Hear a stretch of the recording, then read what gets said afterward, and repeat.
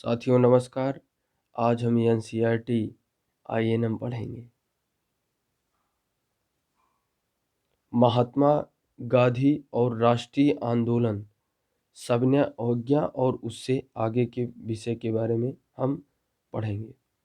राष्ट्रवाद के इतिहास में प्रायः एक अकेले व्यक्ति को राष्ट्र निर्माण के साथ जोड़कर देखा जाता है। उदाहरण के लिए हम इटली के निर्माण के साथ गैरिबाल्डी को, अमेरिकी स्वतंत्रता युद्ध के साथ जॉर्ज वाशिंगटन को और वियतनाम को औपनिवेशिक शासन से मुक्त कराने के संघर्ष से हो ची मिन्ह को जोड़कर देखते हैं। इसी तरह महात्मा गांधी को भारतीय राष्ट्र का पिता माना गया है। चूंकि गांधी जी स्वतंत्रता संघर्ष में भाग लेने वाले सभी नेताओं में सर्वाधिक प्रभावशाली और सम्मानित हैं, अतः उन्हें दिया गया उपयुक्त विश्लेषण गलत नहीं है। हालांकि वाशिंगटन अथवा हो ची मिन्ह की तरह महात्मा गांधी का राजनीतिक जीवन वृत्त उस समाज ने ही संवारा है और नियंत्रित किया है जिस समाज में वे रहते थे। कोई व्यक्ति चाहे जितना ही महान क्यों न हो, वह न केवल इतिहास बनाता है बल्कि स्वयं भी इतिहास द्वारा बनाया जाता है। इस अध्याय में 1915 से 1948 के महत्वपूर्ण काल के दौरान भारत में महात्मा गांधी जी की गतिविधियों का विश्लेषण किया गया है। यह भारतीय समाज के विभिन्न हिस्सों के साथ उनके संपर्कों और उनके द्वारा प्रेरित तथा नेतृत्व किए गए लोकप्रिय संघर्षों की छानबीन करता है। यह अध्याय विद्यार्थी के समक्ष उन अलग अलग प्रकार के स्रोतों को भी रखता है जिनका इस्तेमाल इतिहासकार एक नेता के जीवन वृत्त तथा वह जिन सामाजिक आंदोलन से जुड़ा रहा है के पुनर्निर्माण में करते हैं। और यह जो चित्र आप देख रहे हैं, मार्च 1930 में नमक यात्रा शुरू करने से पूर्व साबरमती नदी के किनारे अपने आश्रम के निकट समर्थकों से बातचीत करते हैं महात्मा गांधी। स्वयं की उद्घोषणा करता है एक नेता। मोहनदास करमचंद गांधी विदेश में तो 2 दशक रहने के बाद जनवरी 1915 में अपनी गृहभूमि वापस आए।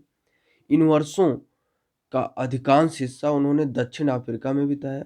यहाँ वे एक वकील के रूप में गए थे और बाद में वे इस क्षेत्र के भारतीय समुदाय के नेता बन गए। जैसे कि इतिहासकार चंद्रन देव नेशन ने टिप्पणी की है कि दक्षिण अफ्रीका ने ही गांधी जी को महात्मा बनाया। दक्षिण अफ्रीका में ही महात्मा गांधी ने पहली बार सत्याग्रह के रूप में जानी गई अहिंसात्मक विरोध की अपनी विशिष्ट तकनीक का इस्तेमाल किया। विभिन्न धर्मों के बीच सौहार्द बढ़ाने का प्रयास किया तथा उच्च जातीय भारतीयों को निम्न जातियों और महिलाओं के प्रति भेदभाव वाले व्यवहार के लिए चेतावनी दी। 1915 में जब महात्मा गांधी भारत आए तो उस समय का भारत 1893 में जब वे यहाँ से गए थे तब के समय से अपेक्षाकृत भिन्न था। यद्यपि यह अभी भी एक ब्रिटिश उपनिवेश था, लेकिन अब यह राजनीतिक दृष्टि से कहीं अधिक सक्रिय हो गया था। अधिकांश प्रमुख शहरों और कस्बों में अब भारतीय राष्ट्रीय कांग्रेस की शाखाएं थीं। 1905 से 7 के स्वदेशी आंदोलन के माध्यम से इसने व्यापक रूप से आंदोलन ने कुछ प्रमुख नेताओं को जन्म दिया, जिनमें महाराष्ट्र के बाल गंगाधर तिलक, बंगाल के बिपिन चंद्र पाल और पंजाब के लाला लाजपत राय हैं। ये तीनों लाल, बाल और पाल के रूप में जाने जाते थे। इन तीनों का यह जोड़ उनके संघर्ष के अखिल भारतीय चरित्र की सूचना देता था, क्योंकि तीनों के मूल निवास क्षेत्र एक दूसरे से बहुत दूर थे। इन नेताओं ने जहां औपनिवेशिक शासन के प्रति लड़ाकू विरोध का समर्थन किया, वहीं उदारवादियों का एक समूह था जो एक क्रमिक व लगातार प्रयास करते रहने के विचार का हिमायती था। इन उदारवादियों में महात्मा गांधी जी की मान्य राजनीतिक परामर्शदाता गोपाल कृष्ण गोखले के साथ ही मोहम्मद अली जिन्ना थे, जो गांधी जी की ही तरह गुजराती मूल के लंदन में प्रशिक्षित वकील थे। गोखले ने गांधी जी को 1 वर्ष तक ब्रिटिश भारत की यात्रा करने की सलाह दी, जिससे कि वे इस भूमि और इसके लोगों को जान सकें। और यह चित्र जो बना है, दक्षिण अफ्रीका के जोहान्सबर्ग में महात्मा गांधी जी बैठे हैं, फरवरी 1908 की फोटो है। उनकी पहली महत्वपूर्ण सार्वजनिक उपस्थिति फरवरी 1916 में बनारस हिंदू विश्वविद्यालय के उद्घाटन समारोह में हुई। इस समारोह में आमंत्रित व्यक्तियों में वे राजा और मानव प्रेमी थे, जिनके द्वारा दिए गए दान ने बनारस हिंदू विश्वविद्यालय की स्थापना में योगदान दिया। समारोह में एनी बेसेंट जैसे कांग्रेस के कुछ महत्वपूर्ण नेता भी उपस्थित थे। इन प्रतिष्ठित व्यक्तियों की तुलना में गांधी जी अपेक्षाकृत अज्ञात थे। उन्हें यहाँ भारत के अंदर उनकी प्रतिष्ठा के कारण नहीं, बल्कि दक्षिण अफ्रीका में उनके द्वारा किए गए कार्य के आधार पर आमंत्रित किया गया था। जब गांधी जी की बोलने की बारी आई तो उन्होंने मजदूर गरीबों की ओर ध्यान न देने के कारण भारतीय विशिष्ट वर्ग को आड़े हाथों लिया। उन्होंने कहा कि बनारस हिंदू विश्वविद्यालय की स्थापना निश्चय ही अत्यंत शानदार है, किंतु उन्होंने वहां धनी व सजे संवरे भद्रजनों की उपस्थिति और लाखों गरीब भारतीयों की अनुपस्थिति के बीच की विषमता पर अपनी चिंता प्रकट की। गांधी जी ने विशेष सुविधा प्राप्त आमंत्रितों से कहा कि भारत के लिए मुक्ति तब संभव नहीं जब तक कि आप अपने को इन अलंकरणों से मुक्त न कर लें और इन्हें भारत के अपने हमवतनों की भलाई में न लगा दें। वे कहते गए कि हमारे लिए स्वशासन का तब तक कोई अभिप्राय नहीं है जब तक हम किसानों से उनके श्रम का लगभग संपूर्ण लाभ स्वयं अथवा अन्य लोगों को ले लेने की अनुमति देते रहेंगे। हमारी मुक्ति केवल किसानों के माध्यम से ही हो सकती है। ना तो वकील, ना डॉक्टर, ना ही जमींदार इसे सुरक्षित रख सकते हैं। बनारस हिंदू विश्वविद्यालय की स्थापना एक उत्सव का अवसर था, क्योंकि यह भारतीय धन और भारतीय प्रयासों से संभव एक राष्ट्रवादी विश्वविद्यालय की स्थापना का द्योतक था। लेकिन गांधी जी ने स्वयं को बधाई देने के सुर में सुर मिलाने की अपेक्षा लोगों को उन किसानों और कामगारों की याद दिलाना चुना जो भारतीय जनसंख्या के अधिसंख्य हिस्से का निर्माण करने के बावजूद वहां श्रोताओं में अनुपस्थित थे।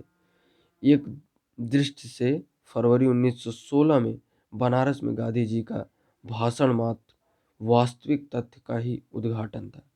और यह फिगर जो है ये कराची में महात्मा गांधी मार्च 1916 की है। अर्थात भारतीय राष्ट्रवाद वकीलों, डॉक्टरों और जमींदार जैसे विशिष्ट वर्ग द्वारा निर्मित था। लेकिन दूसरी दृष्टि से देखा जाए तो यह वक्तव्य उनकी मंशा भी जाहिर करता था। यह भारतीय राष्ट्रवाद को संपूर्ण भारतीय लोगों का और अधिक अच्छे ढंग से प्रतिनिधित्व करने में सक्षम बनाने की गांधी जी की स्वयं की इच्छा का प्रथम सार्वजनिक उद्घोषणा थी।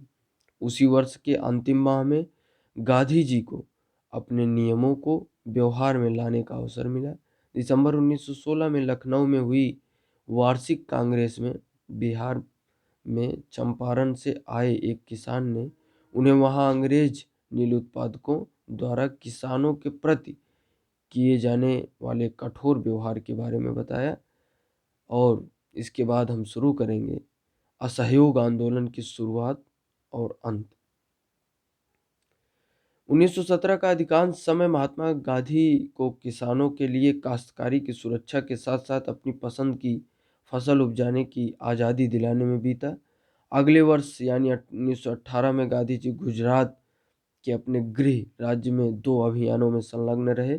सबसे पहले उन्होंने अहमदाबाद के एक श्रम विवाद में हस्तक्षेप कर कपड़े की मिलों में काम करने वाले के लिए काम करने के लिए बेहतर स्थितियों की मांग की और इसके लिए उन्होंने खेड़ा में फसल चौपट होने पर राज्य से किसानों को लगान माफ करने की मांग की।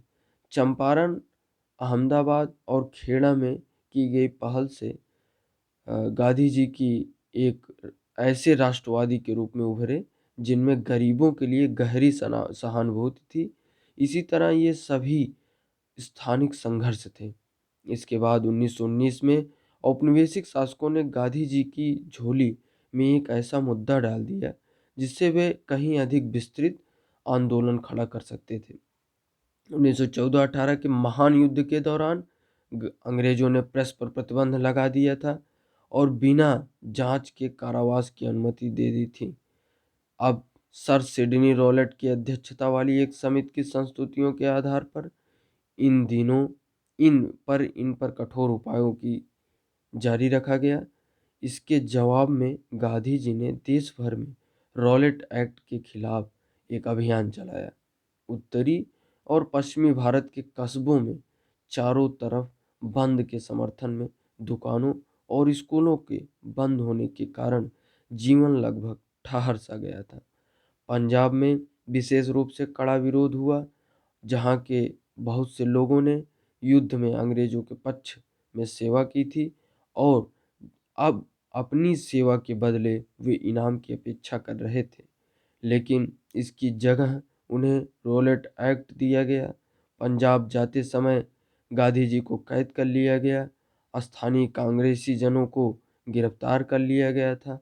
प्रांत की यह स्थिति धीरे धीरे और तनावपूर्ण हो गई तथा अप्रैल 1919 में अमृतसर में यह खून खराबे के चरमोत्कर्ष पर ही पहुंच गई, जब एक अंग्रेज ब्रिगेडियर ने एक राष्ट्रवादी सभा पर गोली चलाने का हुक्म दिया। तब जलियांवाला बाग हत्याकांड के नाम से जाने गए इस हत्याकांड में 400 से अधिक लोग मारे गए। रॉलेट सत्याग्रह से ही गांधी जी एक सच्चे राष्ट्रवादी नेता बन गए।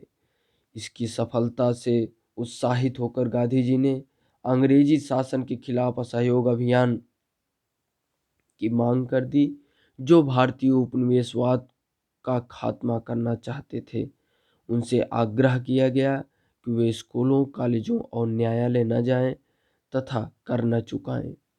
संक्षेप में सभी को अंग्रेजी सरकार के साथ सभी ऐच्छिक संबंधों का परित्याग का पालन करने को कहा गया। गांधी जी ने कहा कि यदि असहयोग का ठीक ढंग से पालन किया जाए तो भारत 1 वर्ष के भीतर स्वराज प्राप्त कर लेगा। अपने संघर्ष का और विस्तार करते हुए उन्होंने खिलाफत आंदोलन के साथ हाथ मिला लिया, जो हाल ही में तुर्की शासक कमाल अतातुर्क द्वारा समाप्त कर किए गए सर्ब इस्लामवाद के प्रतीक खलीफा की पुनर्स्थापना की मांग कर रहा था।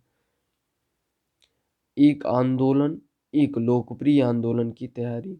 गांधी जी ने यह आशा की थी कि असहयोग को खिलाफत के साथ मिलाने से भारत के 2 प्रमुख धार्मिक समुदाय हिंदू और मुसलमान मिलकर औपनिवेशिक शासन का अंत कर देंगे। इन आंदोलनों ने निश्चय ही एक लोकप्रिय कार्रवाई के बहाव को उन्मुक्त कर दिया था और ये चीजें औपनिवेशिक भारत में बिल्कुल ही अभूतपूर्व थी। विद्यार्थियों ने सरकार द्वारा चलाए जा रहे स्कूलों और कॉलेजों में जाना छोड़ दिया। वकीलों ने अदालतों में जाने से मना कर दिया। कई कस्बों और नगरों में श्रमिक वर्ग हड़ताल पर चला गया। सरकारी आंकड़ों के मुताबिक 1921 में 396 हड़तालें हुई, जिनमें 6 लाख श्रमिक शामिल थे और इससे 70 लाख कार्य दिवसों का नुकसान हुआ था। देहात भी असंतोष से आंदोलित हो रहा था। उत्तरी आंध्र की पहाड़ी जनजातियों ने वन्य कानूनों की अवहेलना कर दी। अवध के किसानों ने कर नहीं चुकाए।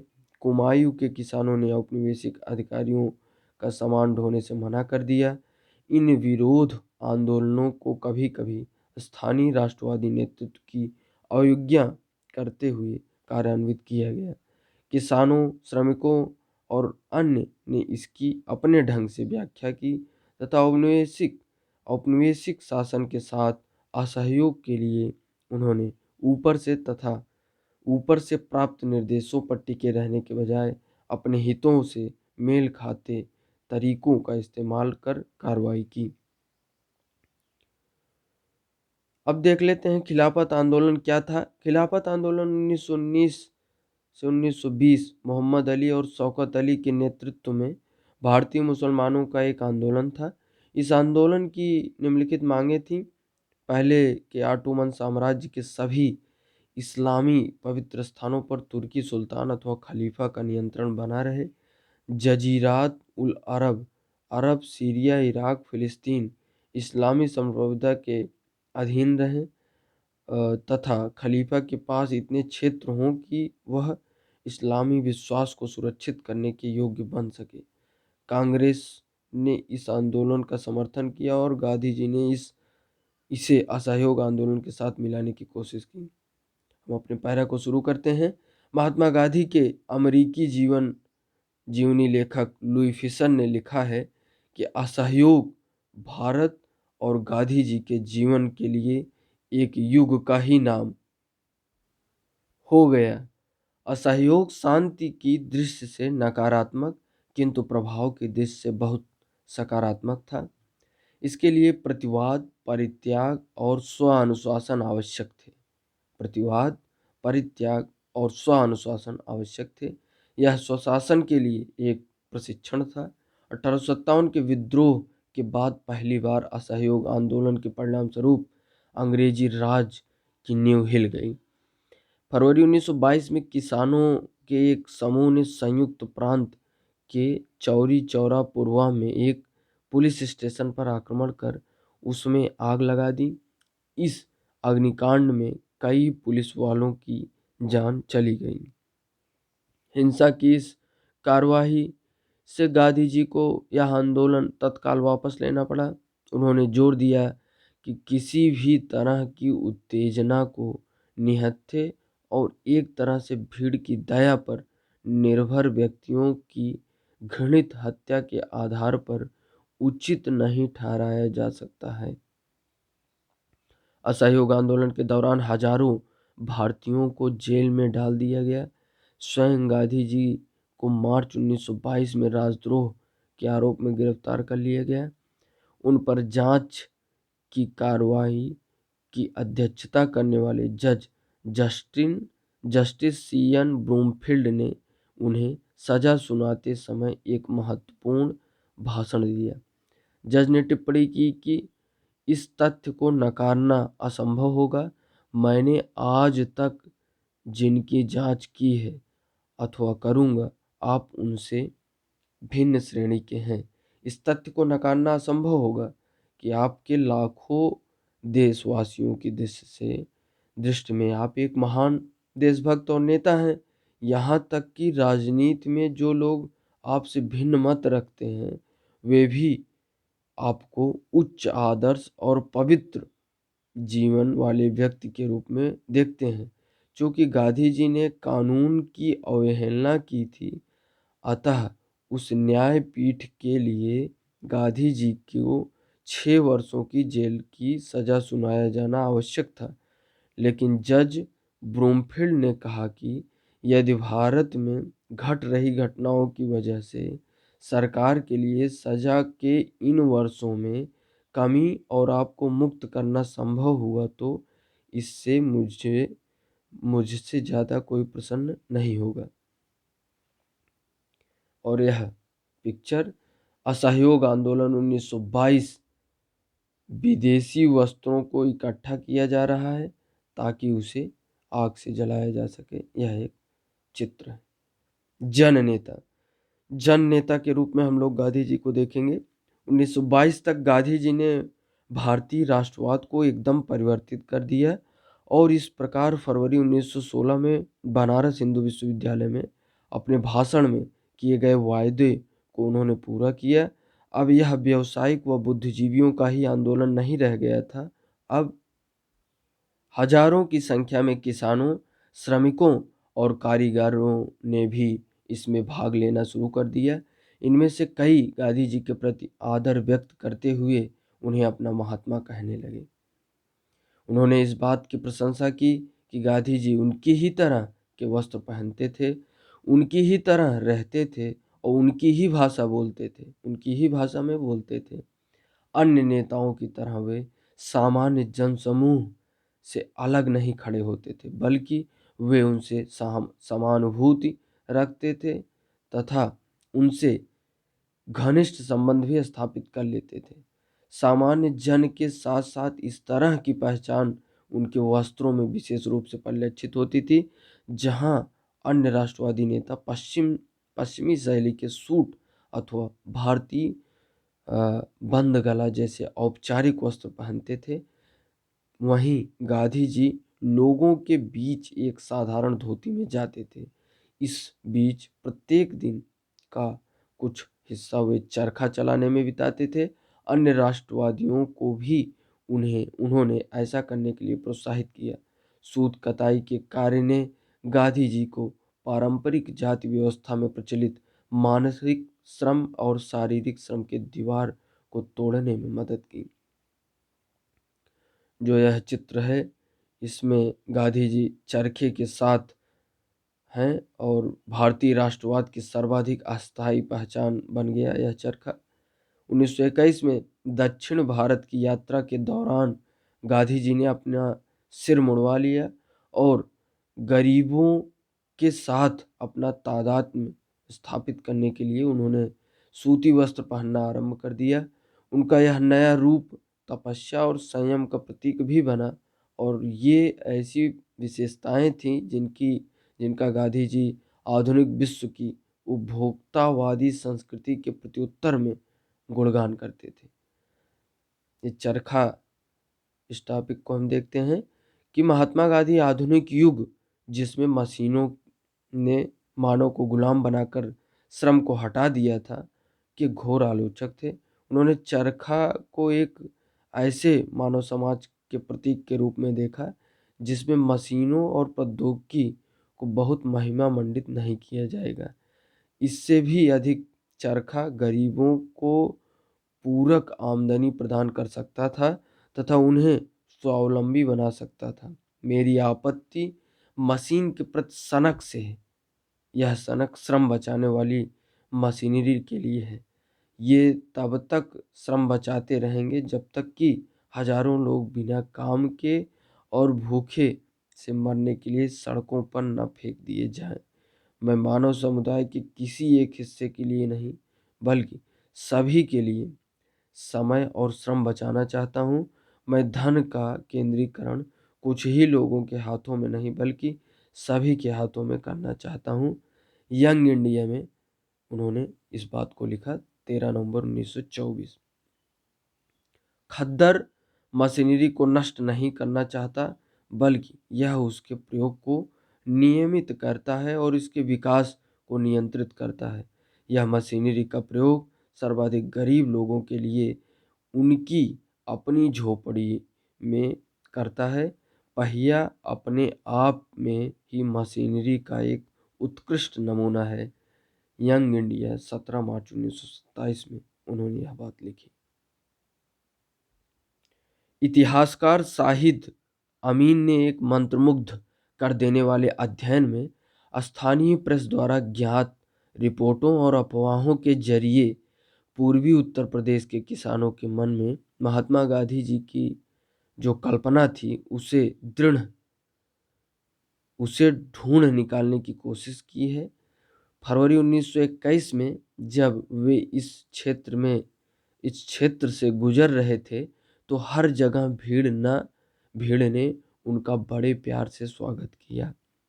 उनके भाषणों के दौरान कैसा माहौल होता था, इस पर गोरखपुर के एक हिंदी समाचार पत्र में यह रिपोर्ट लिखी है। क्या है?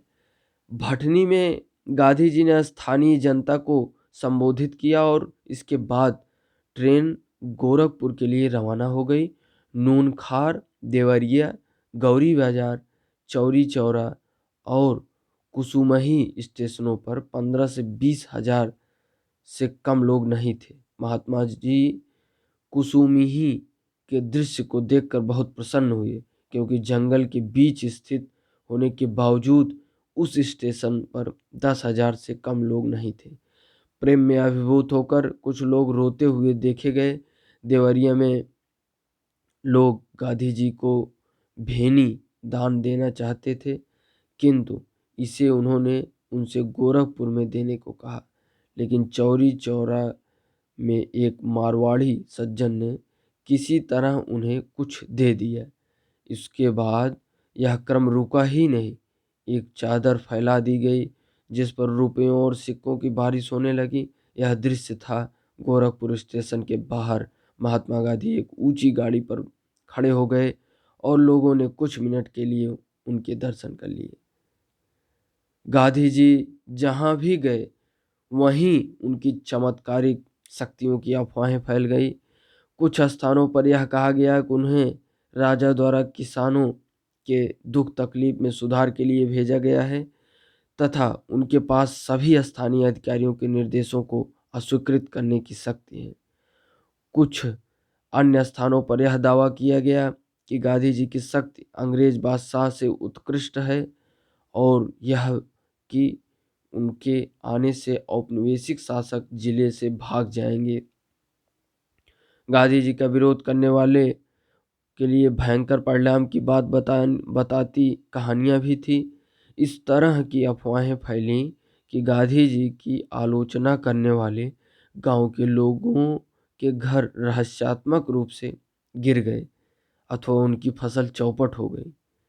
गांधी बाबा, गांधी महाराज अथवा सामान्य महात्मा जैसे अलग अलग नामों से गांधी जी की भारतीय किसान के लिए एक उद्धारक के समान थे, जो उनकी ऊंची करों और दमनात्मक अधिकारियों से सुरक्षा करने वाले और उनके जीवन में मान मर्यादा और स्वायत्तता वापस लाने वाले थे। गरीबों विशेषकर किसानों के बीच गांधी जी। इससे पहले हम आगे बढ़ें, स्रोत 2 चमत्कारिक व अविश्वसनीय, इसको देख लेते हैं। संयुक्त प्रांत के स्थानीय समाचार पत्रों में उस समय फैली कई अफवाहें दर्ज हैं। ये अफवाहें थी कि जिस किसी भी व्यक्ति ने महात्मा गांधी की शक्ति को परखना चाहा उसे अचंभा हुआ। बस्ती गांव के सिकंदर साहू ने 15 फरवरी को कहा कि वह महात्मा जी में तब विश्वास करेंगे जब उसके कारखाने जहां गुड़ का उत्पादन होता था में गन्ने के रस से भरा कड़ाहा उबलता हुआ 2 भाग में टूट जाएगा। तुरंत ही कड़ाहा वास्तव में बीच में से 2 हिस्सों में टूट गया। आजमगढ़ का एक किसान ने कहा कि वह महात्मा गांधी जी की प्रामाणिकता में तब विश्वास करेगा जब उसके खेत में लगाए गए गेहूं तिल में बदल जाएंगे, और अगले दिन उस खेत का सारा गेहूं तिल बना गया। यह चमत्कारिक और अविश्वसनीय गांधी बाबा के बारे में है। स्रोत 2 में ही उसमें जो गांधी जी के बारे में अविश्वसनीय था और चमत्कारिक कथन है उसको देखेंगे। ऐसी अफवाहें थी कि महात्मा गांधी का विरोध करने वाले लोग निरपवाद रूप से किसी न किसी त्रासदी का शिकार हुए थे। गोरखपुर में एक सज्जन ने चरखा चलाए जाने की आवश्यकता पर प्रश्न उठाया। उनके घर में आग लग गई। अप्रैल 1921 में उत्तर प्रदेश के एक गांव में कुछ लोग जुआ खेल रहे थे। किसी ने उन्हें ऐसा करने से रोका। जुआ खेल रहे समूह में से एक ने रुकने से मना कर दिया और गांधी जी को अपशब्द कहा। अगले दिन ही उसकी बकरी को उसके ही 4 कुत्तों ने काट खाया। गोरखपुर के एक गांव में किसानों ने शराब पीना छोड़ने का निश्चय किया। एक व्यक्ति अपने निश्चय पर कायम नहीं रहा। जब वह शराब की दुकान की तलाश में जा रहा था तो उसके रास्ते में रोड़ों की बारिश होने लगी, जो रोड़ा बना। ज्यों ही उसने गांधी जी का नाम लिया, रोड़ों की बारिश बंद हो गई। रोड़ों की बारिश बंद हो गई और Shahid Amin Gandhi ji as Mahatma subaltern studies 3rd Oxford University Press Delhi, उसमें जो है ये सब बातें अंकित हैं। अफवाहों के बारे में पढ़ा और देखा कि अफवाहों का प्रसार एक समय के विश्वास के ढांचों के बारे में बताता है और यह बताता है कि उन लोगों के मन मस्तिष्क के बारे में जो इन अफवाहों में विश्वास करते हैं, उन परिस्थितियों के बारे में जो इन विश्वसनीय विश्वासों को संभव बनाती हैं। आपके अनुसार गांधी जी के विषय में अफवाहों से क्या पता चलता है? इसको आप विचार करेंगे, सोचेंगे और लिखेंगे। हम चलते हैं मेन बिंदु पे। अपील को उनकी सात्विक जीवन शैली और उनके द्वारा धोती तथा चरखा जैसे प्रतीकों के विवेकपूर्ण प्रयोग से बहुत बल मिला। जाति से महात्मा गांधी एक व्यापारी व पेशे से वकील थे, लेकिन उनकी सादी जीवन शैली तथा उनके हाथों से काम करने के प्रति उनके लगाव की वजह से वे गरीब श्रमिकों के प्रति बहुत अधिक समानुभूति रखते थे तथा बदले में वे लोग गांधी जी से समानुभूति रखते थे। जहां अधिकांश अन्य राजनीतिक उन्हें कृपा की दृष्टि से देखते थे, वहीं ये न केवल उनके जैसा दिखने बल्कि उन्हें अच्छी तरह समझने और उनके जीवन के साथ स्वयं को जोड़ने के लिए सामने आते थे। महात्मा गांधी का जन अनुरोध निसंदेह कपट से मुक्त था और भारतीय राजनीति के संदर्भ में तो बिना किसी पूर्वोदाहरण के यह भी कहा जा सकता है कि राष्ट्रवादियों के आधार को और व्यापक बनाने में उनकी सफलता का राज उनके द्वारा सावधानीपूर्वक किया गया संगठन था। भारत के विभिन्न भागों में कांग्रेस की नई शाखाएं खोली गईं। रजवाड़ों में राष्ट्रवादी सिद्धांतों को बढ़ाने के लिए प्रजामंडलों की एक श्रृंखला स्थापित की गई। गांधी जी ने राष्ट्रवादी संदेश को का संचार शासकों की अंग्रेजी भाषा की जगह मातृभाषा में करने को प्रोत्साहित किया। इस प्रकार कांग्रेस की प्रांतीय समिति ब्रिटिश भारत की कृत्रिम सीमाओं की अपेक्षा भाषाई क्षेत्रों पर आधारित थी। इन अलग अलग तरीकों से राष्ट्रवाद देश के सुदूर हिस्सों तक फैल गया और अब इसमें वे सामाजिक वर्ग भी शामिल हो गए जो अभी तक इससे अछूत थे। अब तक कांग्रेस के समर्थकों में कुछ बहुत ही समृद्ध व्यापारी और उद्योगपति शामिल हो गए थे। भारतीय उद्यमियों ने यह बात जल्दी ही समझ ली कि उनके अंग्रेज प्रतिद्वंदी आज जो लाभ पा रहे हैं, स्वतंत्र भारत में ये चीज़ें समाप्त हो जाएंगी। जीडी बिड़ला जैसे कुछ उद्यमियों ने राष्ट्रीय आंदोलन का खुला समर्थन किया, जबकि अन्य ने ऐसा मौन रूप से किया।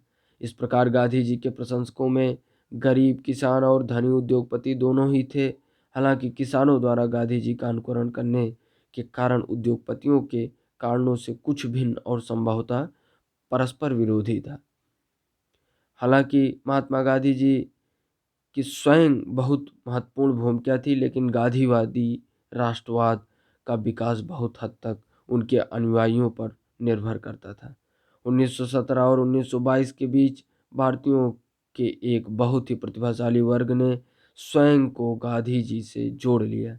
इनमें महादेव देसाई, वल्लभ भाई पटेल, जेबी कृपलानी, सुभाष चंद्र बोस, अबुल कलाम आजाद, जवाहरलाल नेहरू, सरोजनी नायडू, गोविंद वल्लभ पंत, श्री राजगोपालचारी शामिल थे।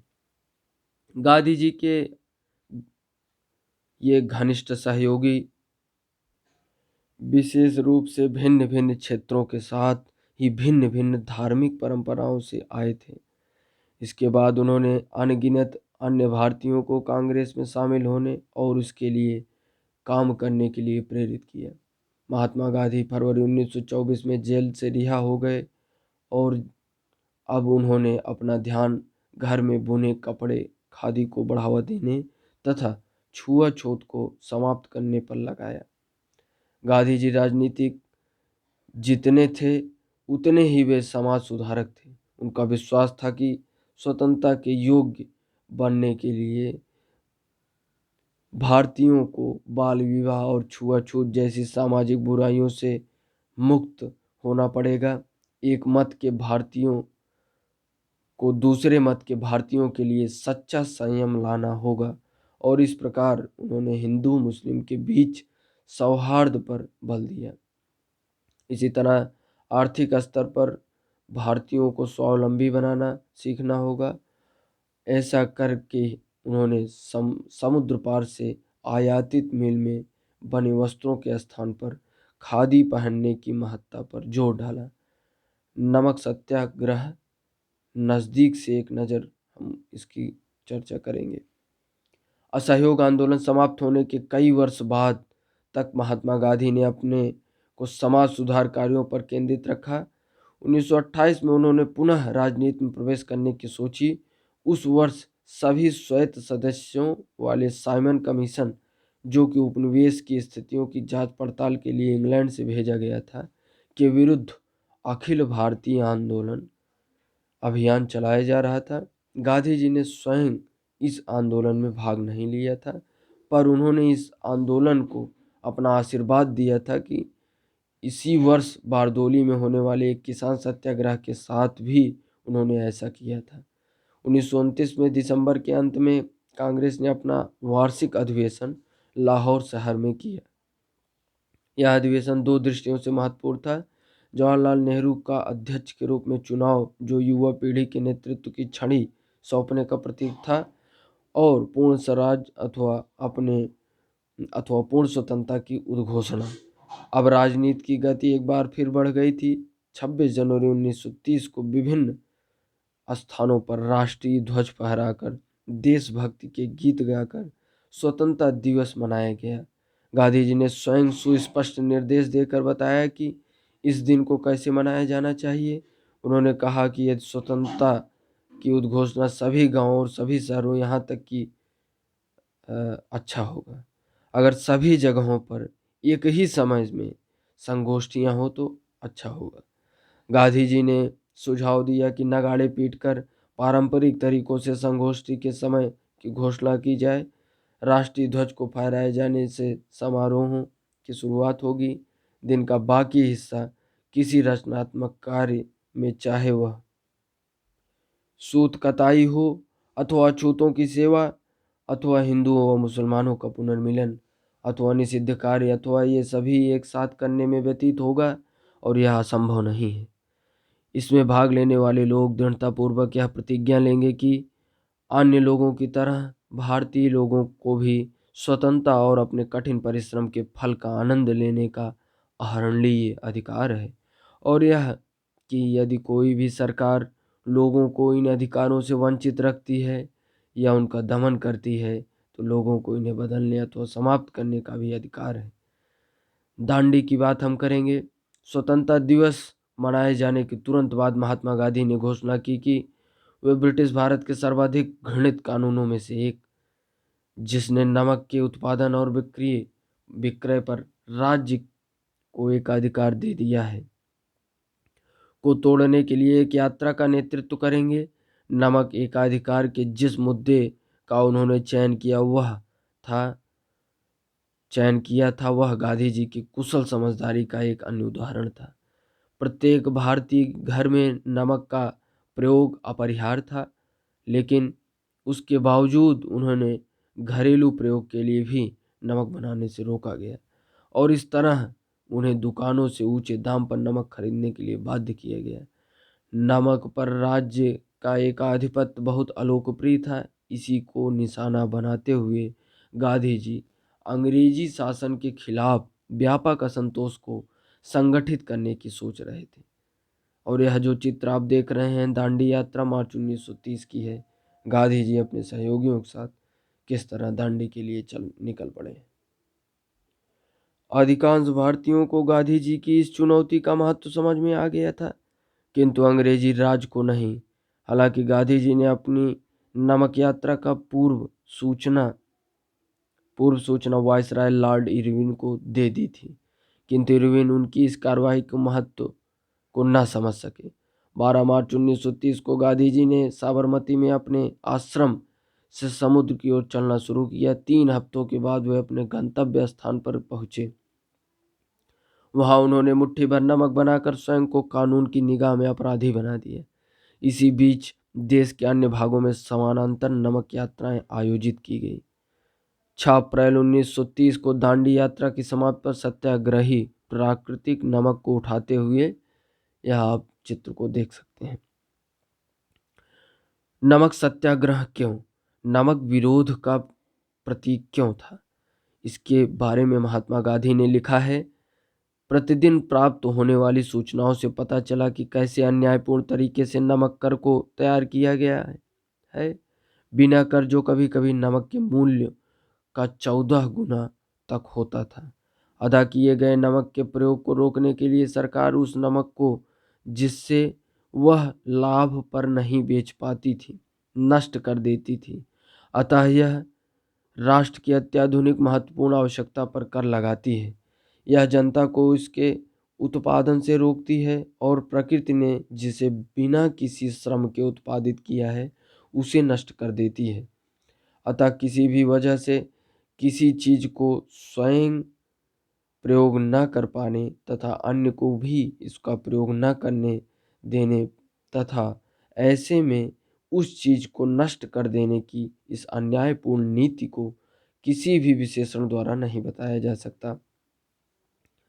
विभिन्न स्रोतों से मैं भारत के सभी भागों में इस राष्ट्र संपत्ति को बेलगाम ढंग से नष्ट किए जाने की कहानियां सुन रहा हूँ। टनों न सही पर कई मन नमक कोंकण तट पर नष्ट किया कर दिया गया बताया गया है। दांडी में भी इस तरह की बातें पता चली हैं। जहाँ कहीं भी ऐसे क्षेत्रों के आसपास रहने वाले लोगों द्वारा अपने व्यक्तिगत प्रयोग हेतु प्राकृतिक नमक उठा ले जाने की संभावना दिखती है, वहाँ तुरंत अधिकारी नियुक्त कर दिए जाते हैं, जिनका एकमात्र कार्य विनाश करना होता है। इस प्रकार बहुमूल्य राष्ट्रीय संपदा को राष्ट्रीय खर्चे से ही नष्ट किया जाता है और लोगों के मुंह से नमक छीन लिया जाता है। नमक एक अधिकार एक तरह से चौतरफा अभिशाप है। यह लोगों को बहुमूल्य सुलभ ग्राम उद्योगों से वंचित करता है। प्रकृति द्वारा बहुतायत में उत्पादित संपदा का यह अतिशय विनाश करता है। इस विनाश का मतलब ही है और अधिक राष्ट्रीय खर्च। चौथा, और इस मूर्खता का चरमोत्कर्ष भूखे लोगों से 1000% से अधिक की उगाही है। सामान्य जन की उदासीनता की वजह से ही लंबे समय से यह कर अस्तित्व में बना रहा। आज जनता पर्याप्त रूप से जग चुकी है, अतः इस कर को समाप्त करना होगा। कितनी जल्दी इसे खत्म कर दिया जाएगा यह लोगों की क्षमता पर निर्भर करता है। The collected works of Mahatma Gandhi, CWMG, खंड 49 का भाग यह लिखा है गांधी जी ने, जिसको हम पढ़ रहे थे। क्वेश्चन को देखें तो औपनिवेशिक सरकार द्वारा नमक को क्यों नष्ट किया गया जाता था? महात्मा गांधी नमक कर को अन्य करों की तुलना में अधिक दमनात्मक क्यों मानते थे? इसके बारे में हम विचार करेंगे और लिखने का प्रयास करेंगे। Collected words of Mahatma Gandhi का एक खंड और हम पढ़ेंगे, जिनमें उन्होंने कहा है कि कल हम नमक कर कानून तोड़ेंगे। 5 अप्रैल 1930 को महात्मा गांधी ने दांडी में कहा था, जब मैं अपने साथियों के साथ दांडी के इस समुद्र तटीय टोले की तरफ चला था तो मुझे यकीन नहीं था कि हमें यहाँ तक आने दिया जाएगा। जब मैं साबरमती में था तब भी यह अफवाह थी कि मुझे गिरफ्तार किया जा सकता है। तब मैंने सोचा था कि सरकार मेरे साथियों को तो दांडी तक आने देगी, लेकिन मुझे निश्चय ही यह छूट नहीं मिलेगी। यदि कोई यह कहता कि इससे मेरे हृदय में अपूर्ण आस्था का संकेत मिलता है तो मैं इस आरोप को नकारने वाला नहीं हूँ। मैं यहाँ तक पहुँचा हूँ, इसमें शांति और अहिंसा का कम हाथ नहीं है। इस सत्ता को सब महसूस करते हैं। अगर सरकार चाहे तो वह अपने इस आचरण के लिए अपनी पीठ थपथपा सकती है, क्योंकि सरकार चाहती तो हम में से हर एक को गिरफ्तार कर सकती थी। जब सरकार यह कहती है कि उसके पास शांति की सेना को गिरफ्तार करने का साहस नहीं था, तो हम उसकी प्रशंसा करते हैं। सरकार को ऐसी सेना की गिरफ्तार में शर्म महसूस होती है। अगर कोई व्यक्ति ऐसा काम करने में शर्मिंदा महसूस करता है जो उसके पड़ोसियों को भी रास नहीं आ सकता है, तो वह एक शिष्ट सभ्य व्यक्ति है। सरकार को हमें गिरफ्तार न करने के लिए बधाई दी जानी चाहिए, भले ही उसने विश्व जनमत का ख्याल करके ही यह फैसला क्यों न लिया हो। कल हम नमक कर कानून तोड़ेंगे, सरकार इसको बर्दाश्त करती है कि नहीं, यह सवाल अलग है। हो सकता है सरकार हमें ऐसा न करने दे, लेकिन उसने हमारे जत्थे के बारे में जो धैर्य और सहिष्णु दिखाई है, उसके लिए वह अभिनंदन की पात्र है। यदि मुझे और गुजरात व देश भर के सारे मुख्य नेताओं को गिरफ्तार कर लिया जाता है तो क्या होगा? यह आंदोलन इस विश्वास पर आधारित है कि जब एक पूरा राष्ट्र उठ खड़ा होता है और आगे बढ़ने लगता है तो उसे नेता की जरूरत नहीं रह जाती। Collected words of Mahatma Gandhi का द्वारा लिखी गया यह खंड हम पढ़ रहे थे। क्वेश्चन है कि इस भाषण के आधार पर बताइए कि गांधी जी औपनिवेशिक राज्य को कैसे देखते थे। अब हम आगे पढ़ते हैं। असहयोग आंदोलन की तरह अधिकृत रूप से स्वीकृत राष्ट्रीय अभियान के अलावा भी विरोध की असंख्य धाराएं थीं। देश के विशाल भाग में किसानों ने दमनकारी औपनिवेशिक वन कानूनों का उल्लंघन किया, जिसके कारण वे और उनके मवेशी उन्हीं जंगलों में नहीं जा सकते थे जहां एक जमाने में वे बेरोक टोक घूमते थे। कुछ कस्बों में फैक्ट्री कामगार हड़ताल पर चले गए, वकीलों ने ब्रिटिश अदालतों का बहिष्कार कर दिया और विद्यार्थियों ने सरकारी शिक्षा संस्थानों में पढ़ने से इनकार कर दिया। 1920-22 की तरह इस बार भी गांधी जी के आह्वान ने तमाम भारतीय वर्गों को औपनिवेशिक शासन के विरुद्ध अपना असंतोष व्यक्त करने के लिए प्रेरित किया। जवाब में सरकार असंतुष्टों को हिरासत में लेने लगी। नमक सत्याग्रह के सिलसिले में लगभग 60,000 लोगों को गिरफ्तार किया गया। गिरफ्तार होने वाले में गांधी जी भी थे। समुद्र तट की ओर गांधी जी की यात्रा की प्रगति का पता उनकी गतिविधियों पर नजर रखने के लिए तैनात पुलिस अफसरों द्वारा भेजी गई गोपनीय रिपोर्टों से लगाया जा सकता है। इन रिपोर्टों से रास्तों के गांवों में गांधी जी द्वारा दिए गए भाषण भी मिलते हैं, जिनमें उन्होंने स्थानीय अधिकारियों से आह्वान किया था कि वे सरकारी नौकरियां छोड़कर स्वतंत्रता संघर्ष में शामिल हो जाएं। नमक कानून। वसना नामक गांव में गांधी जी ने ऊंची जाति वालों को संबोधित करते हुए कहा था कि यदि आप स्वराज के हक में आवाज उठाते हैं तो आपको अछूतों की सेवा करनी पड़ेगी। सिर्फ नमक कर या अन्य करों को खत्म हो जाने से आपको स्वराज नहीं मिल जाएगा। स्वराज के लिए आपको अपनी उन गलतियों का प्रायश्चित करना होगा जो अपने अछूतों के साथ की है। स्वराज के लिए हिंदू, मुसलमान, पारसी और सिख सबको एकजुट होना पड़ेगा। ये स्वराज की सीढ़ियां हैं। पुलिस और जासूसों ने अपनी रिपोर्टों में लिखा था कि गांधी जी की सभाओं में तमाम जातियों की औरत मर्द शामिल हो रहे हैं। उनका कहना था कि हजारों वॉलंटियर राष्ट्रवादी उद्देश्यों के लिए सामने आ रहे हैं। उनमें से बहुत सारे ऐसे सरकारी अफसर थे जिन्होंने औपनिवेशिक में जिला पुलिस सुपरिंटेंडेंट, पुलिस अधीक्षक ने लिखा था, श्री गांधी शांत और निश्चिंत दिखाई दिए। वे जैसे जैसे आगे बढ़ रहे थे उनकी ताकत बढ़ती जा रही है। नमक यात्रा की प्रगति को एक और स्रोत से भी समझा जा सकता है। अमेरिकी समाचार पत्रिका टाइम को गांधी जी की कद काठी पर हंसी आती थी। नमक यात्रा की प्रगति को एक और स्रोत में भी समझा जा सकता है कि अमेरिकी समाचार पत्रिका टाइम को गांधी जी की कदकाठी पर हंसी आती थी। पत्रिका ने उनके तकुए जैसे शरीर और मकड़ी जैसे पेड़ों का खूब मजाक उड़ाया था। इस यात्रा के बारे में अपनी पहली रिपोर्ट में ही टाइम ने नमक यात्रा के मंजिल तक पहुंचने पर अपनी पहली गहरी संख्या व्यक्त कर दी थी। उसने दावा किया था कि दूसरे दिन पैदल चलने के बाद गांधी जी जमीन पर पसर गए थे। पत्रिका को इस बात पर विश्वास नहीं था कि इस मरियल साधु के शरीर में और आगे जाने की ताकत बची है, लेकिन एक हफ्ते में ही पत्रिका की सोच बदल गई। टाइम ने लिखा, इस यात्रा को जो भी भारी जन समर्थन मिल रहा है उसने अंग्रेज शासकों को गहरे तौर पर बेचैन कर दिया है। जब वे भी गांधी जी को ऐसा साधु और राजनेता कर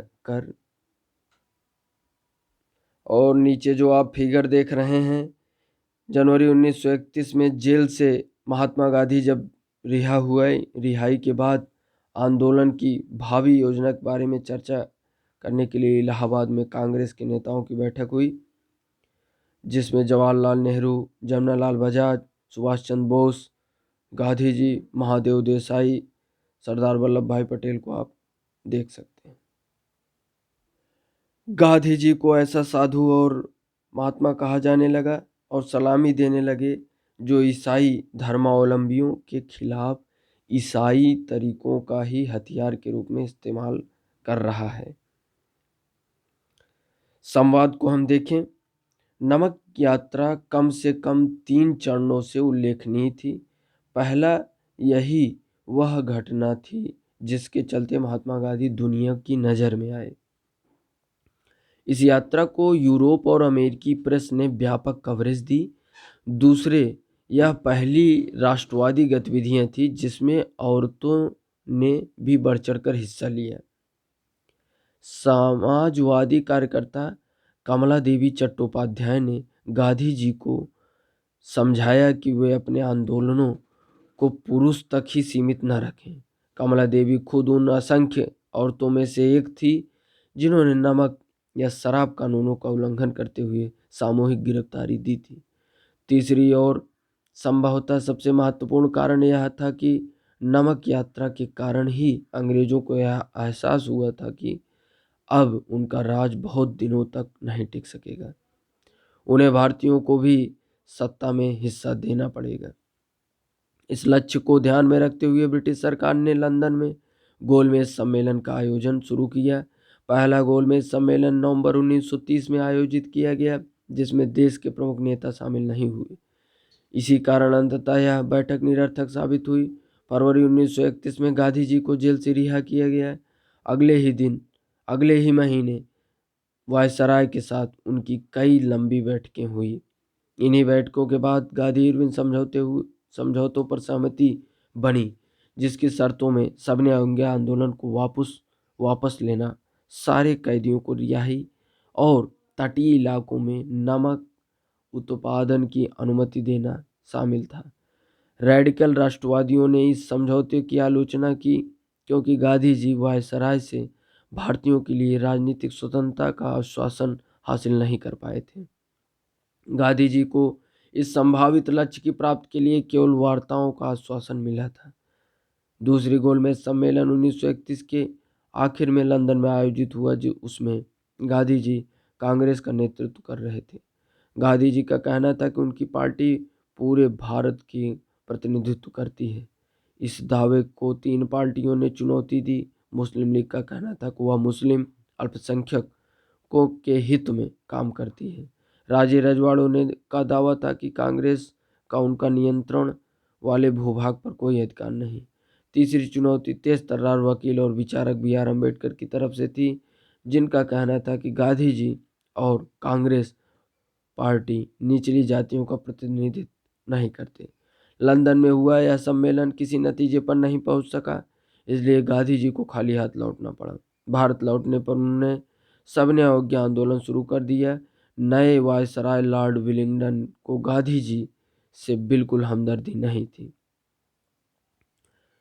अब देख लेते हैं स्रोत 5 में पृथक निर्वाचिका के बारे में समस्या। गोलमेज सम्मेलन के दौरान महात्मा गांधी ने दलित वर्गों के लिए पृथक निर्वाचिका प्रस्ताव के खिलाफ अपनी दलील पेश करते हुए कहा था, अस्पृश्यों के लिए पृथक निर्वाचिका का प्रावधान करने से उनकी दास्ता स्थायी रूप से ले लेगी। क्या आप चाहते हैं कि अस्पृश्य हमेशा अस्पृश्य ही बने रहें? पृथक निर्वाचिका से उनके प्रति कलंक का यह भाव और मजबूत हो जाएगा। जरूरत इस बात की है कि अस्पृश्यता का विनाश किया जाए, और जब आप यह लक्ष्य प्राप्त कर लें तो एक अड़ियल श्रेष्ठ वर्ग द्वारा एक कमतर वर्ग पर थोप दी गई यह अवैध व्यवस्था भी समाप्त हो जाएगी। जब आप इस अवैध प्रथा को नष्ट कर देंगे तो किसी को पृथक निर्वाचन की आवश्यकता ही कहाँ रह जाएगी। यह रहा गांधी जी का वक्तव्य। लॉर्ड विलिंगटन को गांधी जी से बिल्कुल हमदर्दी नहीं थी। अपनी बहन को लिखे एक निजी खत में महात्मा गांधी ने निम्न जातियों के लिए पृथक निर्वाचिका की मांग का विरोध किया। उनका मानना था कि ऐसा करने पर समाज की मुख्य धारा से उनका एकीकरण नहीं हो पाएगा और वे सवर्ण हिंदुओं से हमेशा के लिए अलग रह जाएंगे। विलिंगटन ने लिखा था कि अगर गांधी न होता तो यह दुनिया वाकई बहुत खूबसूरत होती। वह जो भी कदम उठाता है उसे ईश्वर की प्रेरणा का परिणाम कहता है, लेकिन असल में उसके पीछे एक गहरी राजनीतिक चाल होती है। देखता हूँ कि अमेरिकी प्रेस उसको गजब का आदमी बताती है, लेकिन सच यह है कि हम निहायत अव्यवहारिक, रहस्यवादी और अंधविश्वासी जनता के बीच रह रहे हैं जो गांधी को भगवान मान बैठी है। यह बात जो है अपनी बहन को एक लिखे निजी पत्र में विलिंगटन ने कही। बहरहाल 1935 में एक नए गवर्नमेंट ऑफ इंडिया एक्ट में सीमित प्रतिनिधिक शासन व्यवस्था का आश्वासन व्यक्त किया गया। 2 साल बाद सीमित मताधिकार के आधार पर हुए चुनाव में कांग्रेस को जबरदस्त सफलता मिली। 11 में से 8 प्रांतों में कांग्रेस के प्रधानमंत्री 2 साल बाद सीमित मताधिकार के आधार पर हुए चुनाव में कांग्रेस को जबरदस्त सफलता मिली। 11 में से 8 प्रांतों में कांग्रेस के प्रधानमंत्री सत्ता में आए जो ब्रिटिश गवर्नर की देखरेख में काम करते थे। कांग्रेस मंत्रिमंडलों के सत्ता में आने के 2 साल बाद सितंबर 1939 में दूसरा विश्व युद्ध शुरू हो गया। महात्मा गांधी और जवाहरलाल नेहरू दोनों ही हिटलर व नासियों के कट्टर आलोचक थे। तदनुरूप उन्होंने फैसला लिया कि अगर अंग्रेज युद्ध समाप्त होने के बाद भारत को स्वतंत्रता देने के राजी हों तो कांग्रेस उनके युद्ध प्रयासों में सहायता दे सकती है। सरकार ने उनका प्रस्ताव खारिज कर दिया। इसके विरोध में कांग्रेस मंत्रिमंडलों ने अक्टूबर 1939 में इस्तीफा दे दिया। युद्ध समाप्त। इससे पहले हम अगले पन्ने पर जाएं, स्रोत 6 का पृथक निर्वाचिका पर अंबेडकर के विचारों को हम देख लेते हैं। दमित वर्गों के लिए पृथक निर्वाचिका के प्रस्ताव पर महात्मा गांधी की दलीलों के जवाब में अंबेडकर ने लिखा था, हमारे सामने एक ऐसा वर्ग है जो निश्चय ही अस्तित्व के संघर्ष में खुद को कायम नहीं रख सकता। जिस धर्म से ये लोग बंधे हुए हैं वह उन्हें सम्मानजनक स्थान प्रदान करने के बजाय कोढ़ियों की तरह देखता है जिनके साथ सामान्य संबंध नहीं रखे जा सकते। आर्थिक रूप से यह ऐसा वर्ग है जो 2 वक्त की रोटी के लिए सवर्ण हिंदुओं की पर पूरी तरह आश्रित है, जिसके पास आजीविका का कोई स्वतंत्र साधन नहीं। न केवल हिंदुओं के सामाजिक पूर्वाग्रहों के कारण उनके सारे रास्ते बंद हैं, बल्कि समग्र इतिहास में हिंदू समाज ने उनके सामने खुलने वाली हर संभावना को बंद कर दिया है, जिससे दमित वर्ग को जीवन में ऊपर उठने का कोई अवसर न मिल सका। इन परिस्थितियों में सभी निष्पक्ष सोच वाले व्यक्ति इस बात पर सहमत होंगे कि आज सबसे बड़ी आवश्यकता यही है कि ऐसे अपंग समुदाय के पास संगठित निरंकुशता के विरुद्ध जीवन के संघर्ष का एकमात्र रास्ता यही है, उसे राजनीतिक सत्ता में हिस्सा मिले जिससे वह अपनी रक्षा कर सके। यह जो है बाबा साहब अम्बेडकर का white Congress and Gandhi have done to the untouchable, writing and speeches खंड 9 पृष्ठ 312 से उद्धृत है।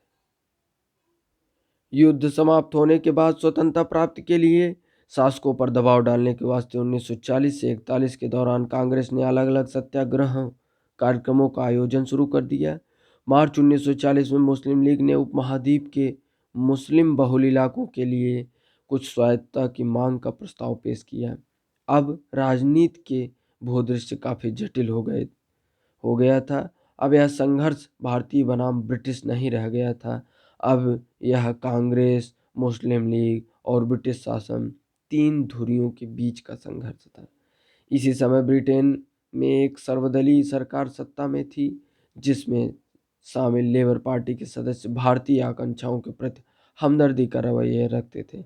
लेकिन सरकार के मुखिया प्रधानमंत्री विंस्टन चर्चिल कट्टर साम्राज्यवादी थे। उनका कहना था कि उन्हें सम्राट का सर्वोच्च मंत्री इसलिए नहीं नियुक्त किया गया है कि वह ब्रिटिश साम्राज्य के टुकड़े टुकड़े कर दें।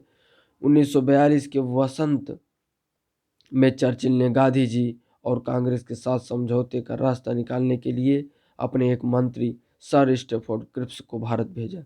क्रिप्स के साथ वार्ता में कांग्रेस ने इस बात पर जोर दिया कि अगर धुरी शक्तियों से भारत की रक्षा के लिए ब्रिटिश शासन कांग्रेस का समर्थन चाहता है तो वायसराय को सबसे पहले अपने कार्यकारी परिषद में किसी भारतीय को एक रक्षा सदस्य के रूप में नियुक्त करना चाहिए। इस बात पर वार्ता टूट गई। और यह जो चित्र आप देख रहे हैं, महात्मा गांधी और Rajendra Prasad viceroy Lord Lithgow के साथ बैठक के लिए जाते हुए 13 अक्टूबर 1939। इस बैठक में युद्ध के में भारत की हिस्सेदारी के स्वरूप पर चर्चा की गई थी। जब वायसराय के साथ वार्ता टूट गई तो कांग्रेस मंत्रिमंडल ने इस्तीफे दे दिए थे और स्टैफोर्ड क्रिप्स के साथ महात्मा गांधी मार्च 1942 में, यह नीचे जो चित्र बना हुआ है। क्रिप्स मिशन की विफलता के बाद महात्मा गांधी ने ब्रिटिश शासन के खिलाफ अपना तीसरा बड़ा आंदोलन छेड़ने का फैसला लिया। अगस्त 1942 में शुरू हुए इस आंदोलन को अंग्रेजों भारत छोड़ो का नाम दिया गया था। हालांकि गांधी जी को फौरन गिरफ्तार कर लिया गया था, लेकिन देश भर के युवा कार्यकर्ता हड़तालों और तोड़फोड़ की कार्रवाइयों के जरिए आंदोलन चलाते रहे। कांग्रेस में जयप्रकाश नारायण जैसे समाजवादी सदस्य भूमिगत प्रतिरोध गतिविधियों में सबसे ज़्यादा सक्रिय थे। पश्चिम में सतारा और पूर्व में मेदिनीपुर जैसे कई जिलों में स्वतंत्र सरकार की स्थापना कर दी गई। सतारा और मेदिनीपुर में स्वतंत्र सरकार की स्थापना कर दी गई। अंग्रेजों ने आंदोलन के प्रति काफ़ी सख्त रवैया अपनाया। फिर भी इस विद्रोह को दबाने में सरकार को साल भर से ज़्यादा समय लग गया। भारत छोड़ो क्विट इंडिया आंदोलन सही मायने में एक जन आंदोलन था, जिसमें लाखों आम हिंदुस्तानी शामिल थे। इस आंदोलन ने युवाओं को बड़ी संख्या में अपनी ओर आकर्षित किया। उन्होंने अपने कॉलेज छोड़कर जेल का रास्ता अपनाया। जिस दौरान कांग्रेस के नेता जेल में थे, उसी समय जिन्ना तथा मुस्लिम लीग के उनके साथी अपना प्रभाव क्षेत्र फैलाने लगे थे। इन्हीं सालों में लीग को पंजाब और सिंध में अपनी पहचान बनाने का मौका मिला, जहां अभी तक उसका कोई खास वजूद नहीं था। जून 1944 में जब विश्व युद्ध समाप्ति की ओर था तो गांधी जी को रिहा कर दिया गया। जेल से निकलने के बाद उन्होंने और कांग्रेस सतारा की इस पंक्ति को हम देख लेते हैं। सतारा 1943। 19वीं सदी के आखिरी से जाति व्यवस्था और जमींदार के खिलाफ महाराष्ट्र में एक गैर ब्राह्मण आंदोलन विकसित हो चुका था। इस आंदोलन ने 1930 के दशक तक राष्ट्रवादी आंदोलन के साथ संबंध स्थापित कर दिया था। 1943 में महाराष्ट्र के सतारा जिले में कुछ युवा नेताओं ने सेवा दलों तथा तूफान दलों ग्राम इकाई के साथ मिलकर एक प्रति सरकार समानांतर सरकार की स्थापना कर ली थी। उन्होंने जन आंदोलनों का आयोजन किया तथा रचनात्मक कार्य किए। कुनबी किसानों के दबदबे और दलितों के सहयोग से चलने वाली सतारा प्रति सरकार की दमन तथा अंतिम दौर में कांग्रेस की असहमति के बावजूद 1946 के चुनाव तक चलती रही। भारत छोड़ो आंदोलन के दौरान मुंबई में औरतों का एक जुलूस, यह चित्र में आप देख सकते हैं। जेल से निकलने के बाद गांधी जी कांग्रेस और लीग के बीच फासले को पाटने के लिए जिन्ना के साथ कई बार बात की। सन 1945 में ब्रिटेन में लेबर पार्टी की सरकार बनी। यह सरकार भारतीय स्वतंत्रता के पक्ष में थी। उसी समय वायसराय लॉर्ड वावेल ने कांग्रेस और मुस्लिम लीग के प्रतिनिधियों के बीच कई बैठकों का आयोजन किया। 1946 की शुरुआत में प्रांतीय विधानमंडलों के लिए नए सिरे से चुनाव कराए गए। सामान्य श्रेणी में कांग्रेस को भारी सफलता मिली। मुसलमानों के लिए आरक्षित सीटों पर मुस्लिम लीग को भारी बहुमत प्राप्त हुआ। राजनीतिक ध्रुवीकरण पर पूरा हो चुका था। 1946 की गर्मियों में कैबिनेट मिशन भारत आया। इस समय इस मिशन ने कांग्रेस और मुस्लिम लीग को एक ऐसी संघीय व्यवस्था पर राजी करने का प्रयास किया जिसमें भारत के भीतर विभिन्न प्रांतों की सीमित स्वायत्तता दी जा सकती थी। कैबिनेट मिशन का यह प्रयास भी विफल रहा। वार्ता टूट जाने के बाद जिन्ना ने पाकिस्तान की स्थापना के लिए मांग के समर्थन में एक प्रत्यक्ष कार्यवाही दिवस का आह्वान किया। इसके लिए 16 अगस्त 1946 का दिन तय किया गया। उसी दिन कलकत्ता में खूनी संघर्ष शुरू हो गया था। यह हिंसा कलकत्ता से शुरू होकर ग्रामीण बंगाल, बिहार और संयुक्त प्रांत व पंजाब तक फैल गई। कुछ स्थानों पर मुसलमानों को तो कुछ अन्य स्थानों पर हिंदुओं को निशाना बनाया गया। फरवरी 1947 में वावेल की जगह लॉर्ड माउंटबेटन को वायसराय नियुक्त किया गया। उन्होंने वार्ताओं को एक अंतिम दौर का आह्वान किया। जब सुलह के लिए उनका यह प्रयास भी विफल हो गया तो उन्होंने यह ऐलान कर दिया कि ब्रिटिश भारत को स्वतंत्रता दे दी जाएगी, लेकिन उसका विभाजन भी होगा।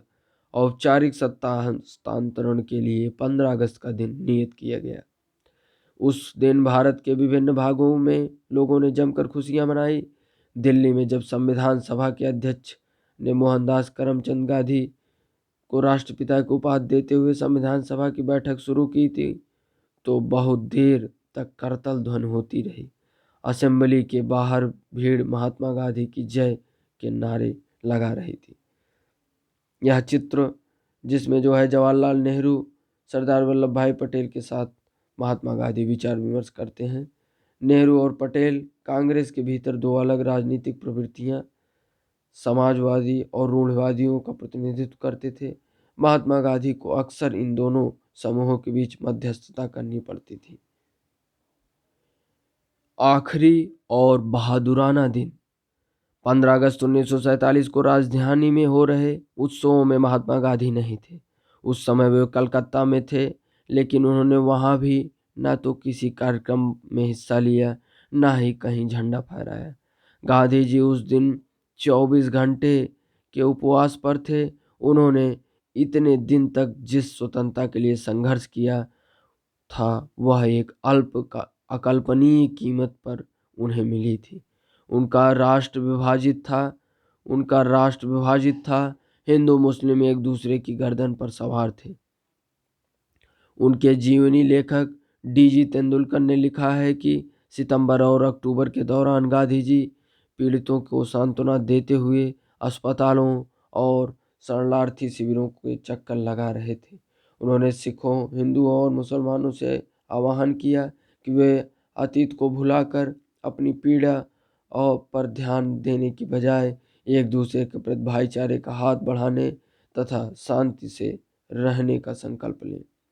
गांधी जी और नेहरू के आग्रह पर कांग्रेस ने अल्पसंख्यकों के अधिकारों पर एक प्रस्ताव पारित कर दिया।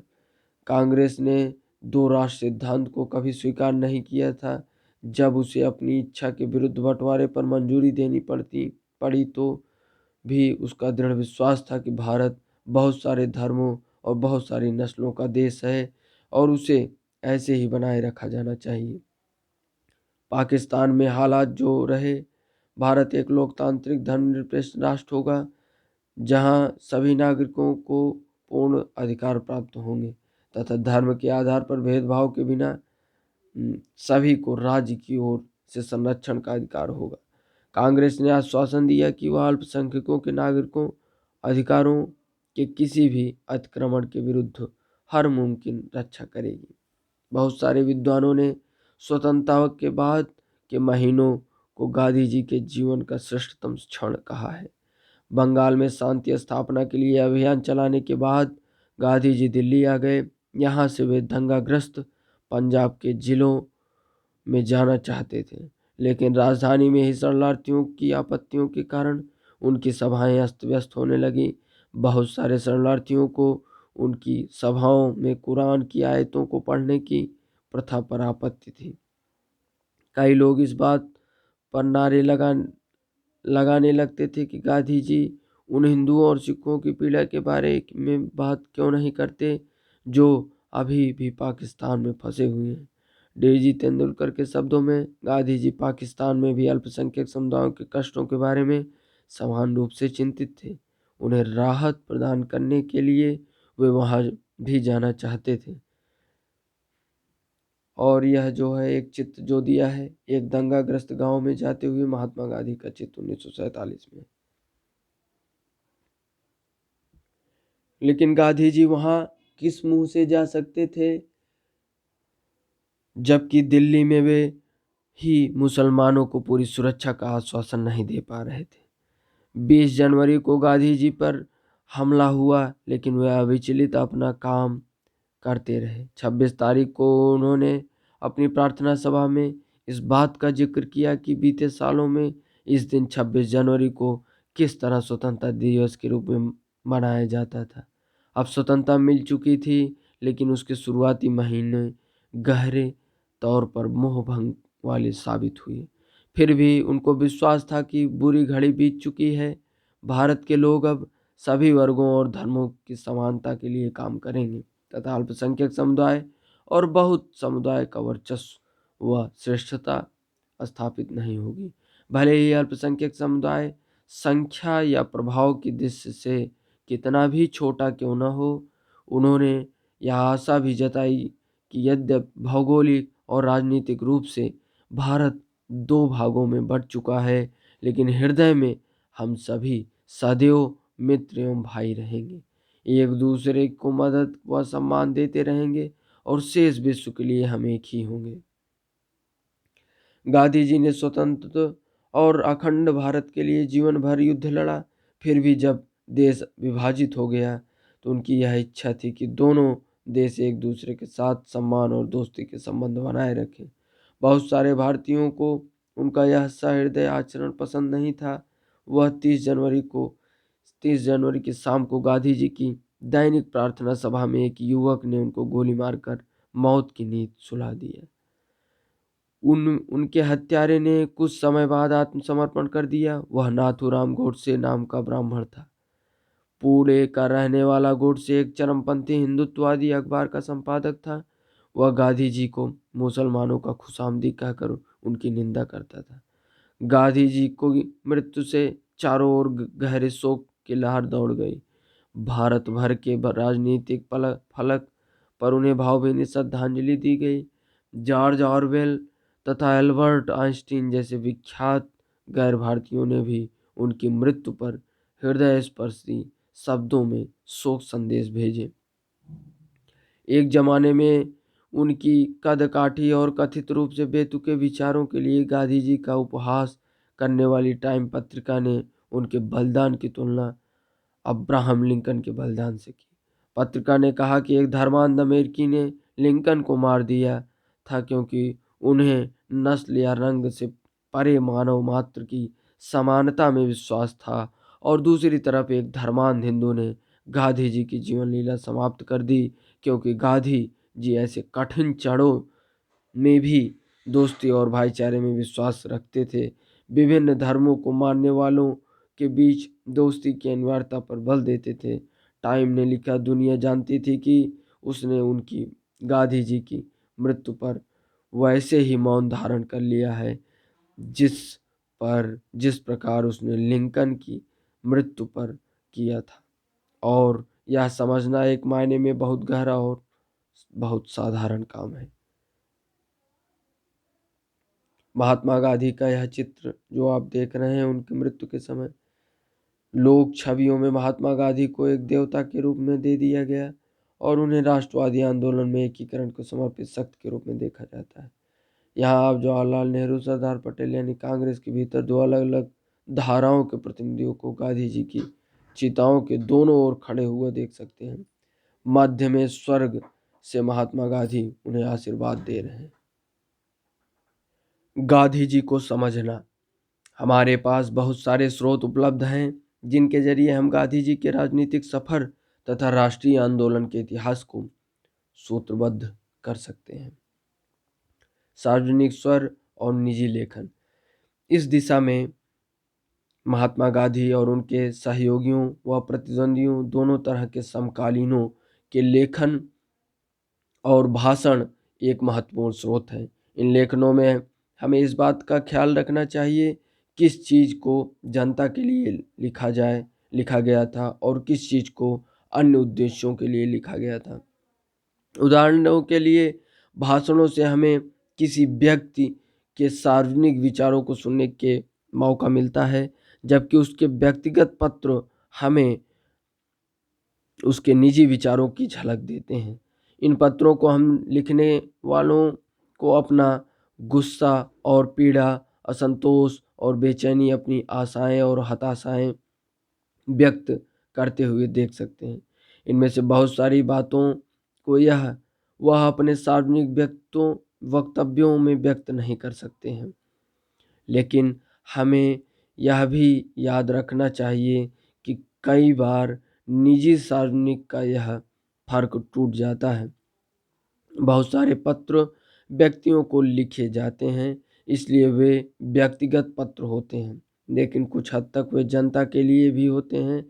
उन पत्रों की भाषा इस एहसास से भी तय होती है कि संभव है कि एक दिन उन्हें प्रकाशित कर दिया जाएगा। किसी पत्र के प्रकाशित हो जाने की आशंका के कारण बहुत लोग निजी पत्रों में भी अपना स्वतंत्रतापूर्वक व्यक्त नहीं कर पाते। महात्मा गांधी हरिजन नामक अपने अखबार में उन पत्रों को प्रकाशित करते थे जो उन्हें लोगों से मिलते थे। नेहरू ने राष्ट्रीय आंदोलन के दौरान उन्हें लिखे गए पत्रों को एक संकलन तैयार किया और उसे a bunch of old letter के नाम से प्रकाशित किया। एक घटना पत्रों के आईने में जो लिखा है इसको हम पढ़ेंगे। 1920 के दशक में जवाहरलाल नेहरू समाजवाद से लगातार प्रभावित होते जा रहे थे और 1928 में जब वे यूरोप की यात्रा से लौटे तो सोवियत संघ के प्रयोगों से गहरे तौर से प्रभावित थे। जब उन्होंने समाजवादियों जयप्रकाश नारायण, नरेंद्र देव, एन.जी. रंगा न्योमान्य के साथ घनिष्ठता पूर्वक काम करना शुरू किया तो कांग्रेस के भीतर समाजवादियों और रूढ़िवादियों के बीच एक खाई पैदा हो गई। 1936 में कांग्रेस का अध्यक्ष बनने के बाद नेहरू ने फांसीवाद के खिलाफ जमकर बयान दिए और मजदूरों व किसानों की मांगों का समर्थन किया। नेहरू के समाजवादी वक्तव्यों से चिंतित रूढ़िवादियों ने राजेंद्र प्रसाद और सरदार पटेल के नेतृत्व में कांग्रेस की वर्किंग कमेटी से इस्तीफा की धमकी दे डाली। दूसरी ओर बंबई के कुछ प्रसिद्ध उद्योगपतियों ने नेहरू की आलोचना करते हुए बयान जारी कर दिए। उसके बाद प्रसाद और नेहरू दोनों महात्मा गांधी के पास गए और वर्धा स्थित उनके आश्रम में उनसे मिले। गांधी ने एक बार फिर मध्यस्थ की भूमिका अदा करते हुए नेहरू के रेडिकल तेवरों पर अंकुश लगाने तथा प्रसाद एवं अन्य नेताओं को नेहरू के नेतृत्व की अहमियत पर ध्यान देने के लिए प्रेरित किया। और यह सभी a bunch of old letter में नेहरू ने उस समय के बहुत सारे पत्रों को प्रकाशित किया है। इन पत्रों के अंशों में आगे हम पढ़ेंगे और देखेंगे। ए बंच ऑफ लेटर में राजेंद्र प्रसाद जी ने जवाहरलाल नेहरू जी के एक पत्र लिखा। मेरे प्रिय जवाहरलाल जी, कल आपसे विदा लेने के बाद हमने महात्मा गांधी जी के साथ लंबी बातचीत और आपस में देर तक चर्चा की। हम समझते हैं कि आपको हमारी ओर से अपनाए गए मार्ग पर काफ़ी दुख है और हमारे पत्र के भावों से आप विशेषता आहत हुए हैं। आपको शर्मिंदा करना या आपको चोट पहुंचाना कभी भी हमारा इरादा नहीं था, और अगर आपको ऐसा लगता है कि इससे आपको ठेस पहुंची है तो हम बिना किसी हिचक के अपना पत्र वापस ले लेते हैं या उसमें संशोधन कर लेते हैं। परंतु हमने समग्र स्थिति पर पुनर्विचार करने के लिए यह पत्र तथा अपने इस्तीफे वापस लेने का फैसला कर लिया है। हमें लगता है कि प्रेस में छपे आपके सारे बयानों में आप कांग्रेस के सामान्य कार्यक्रम पर उतना नहीं बोल रहे हैं जितना एक भी ऐसे विषय पर बोल रहे हैं जिसे कांग्रेस ने स्वीकृति नहीं दी है। और ऐसा करते हुए आप वर्किंग कमेटी में हमारी मुट्ठी भर सहयोगियों और कांग्रेस के अल्पसंख्यक वर्गों के प्रवक्ता की तरह बोल रहे हैं, ना कि बहुल वर्ग के प्रतिनिधियों के रूप में, जिसकी कांग्रेस अध्यक्ष के नाते हमें आपसे अपेक्षा थी। हमारे विरुद्ध लगातार एक अभियान चलाया जा रहा है कि जिसमें हमें ऐसे व्यक्तियों के रूप में प्रस्तुत किया जा रहा है जिसका समय बीत चुका है, जो पुराने पड़ चुके हैं और वर्तमान में अप्रासंगिक हो चुके हैं, विचारों का प्रतिनिधित्व करते हैं। हमें ऐसे लोगों के रूप में प्रस्तुत किया जा रहा है जो देश की प्रगति में बाधक हैं और जिन्हें उन पदों से हटा दिया जाना चाहिए जो उन्होंने अनाधिकार प्राप्त कर लिया है। हमने महसूस किया है कि अन्य लोगों ने हमारे साथ भारी अन्याय किया है और यह कर रहे हैं तथा हमें आपसे वह संरक्षण नहीं मिल रहा है जो एक सहकर्मी और हमारा अध्यक्ष होने के नाते हमें आपसे मिलना चाहिए। आपका राजेंद्र प्रसाद। और फिर जवाहरलाल जी का पत्र है। मेरे प्रिय बापू, मैं कल रात ही यहाँ पहुँचा हूँ। जब से मैं वर्धा से आया हूँ, शारीरिक दुर्बलता और मानसिक अशांति से घिरा हुआ हूँ। यूरोप से लौटने के बाद से मैंने पाया है कि वर्किंग कमेटी की बैठकों में मैं बुरी तरह थक जाता हूँ। मेरी ऊर्जा क्षीण पड़ जाती है और हर नए अनुभव के बाद मैं और ज़्यादा बूढ़ा महसूस करने लगता हूँ। चीज़ों को दुरुस्त करने और संकट को टालने में आपने जो कष्ट उठाया है उसके लिए मैं आपका आभारी हूँ। मैंने राजेंद्र बाबू द्वारा भेजा गया दूसरा पत्र दोबारा पढ़ा है। उन्होंने जो गंभीर आरोप मुझ पर लगाए हैं उन्हें देखा है। तथ्य को चाहे कितना भी विनम्रता से प्रस्तुत किया जाए, उनका आशय यह है कि मैं एक असहनीय मुसीबत बन चुका हूँ और मेरे जो भी गुण हैं, थोड़ी बहुत क्षमता, ऊर्जा, गंभीरता, कमोबेश प्रभावित करने वाला व्यक्तित्व, सभी खतरनाक बन चुके हैं क्योंकि वे एक गलत रथ समाजवाद को आगे बढ़ा रहे हैं। इन बातों का निष्कर्ष स्पष्ट है। मैंने अपनी पुस्तक में और अब उसके पश्चात भी अपने वर्तमान विचारों के बारे में विस्तार से लिखा है। मेरे बारे में कोई फैसला लेने के लिए सामग्री की कमी नहीं है। मेरे वे विचार आकस्मिक भी नहीं हैं, वे मेरा हिस्सा हैं। यद्यपि मैं भविष्य में उन्हें बदल सकता हूँ, लेकिन जब तक मैं उन्हें नहीं छोड़ता, मुझे उनको अभिव्यक्त करना ही होगा क्योंकि मैं व्यापक एकता को महत्वपूर्ण मानता हूँ।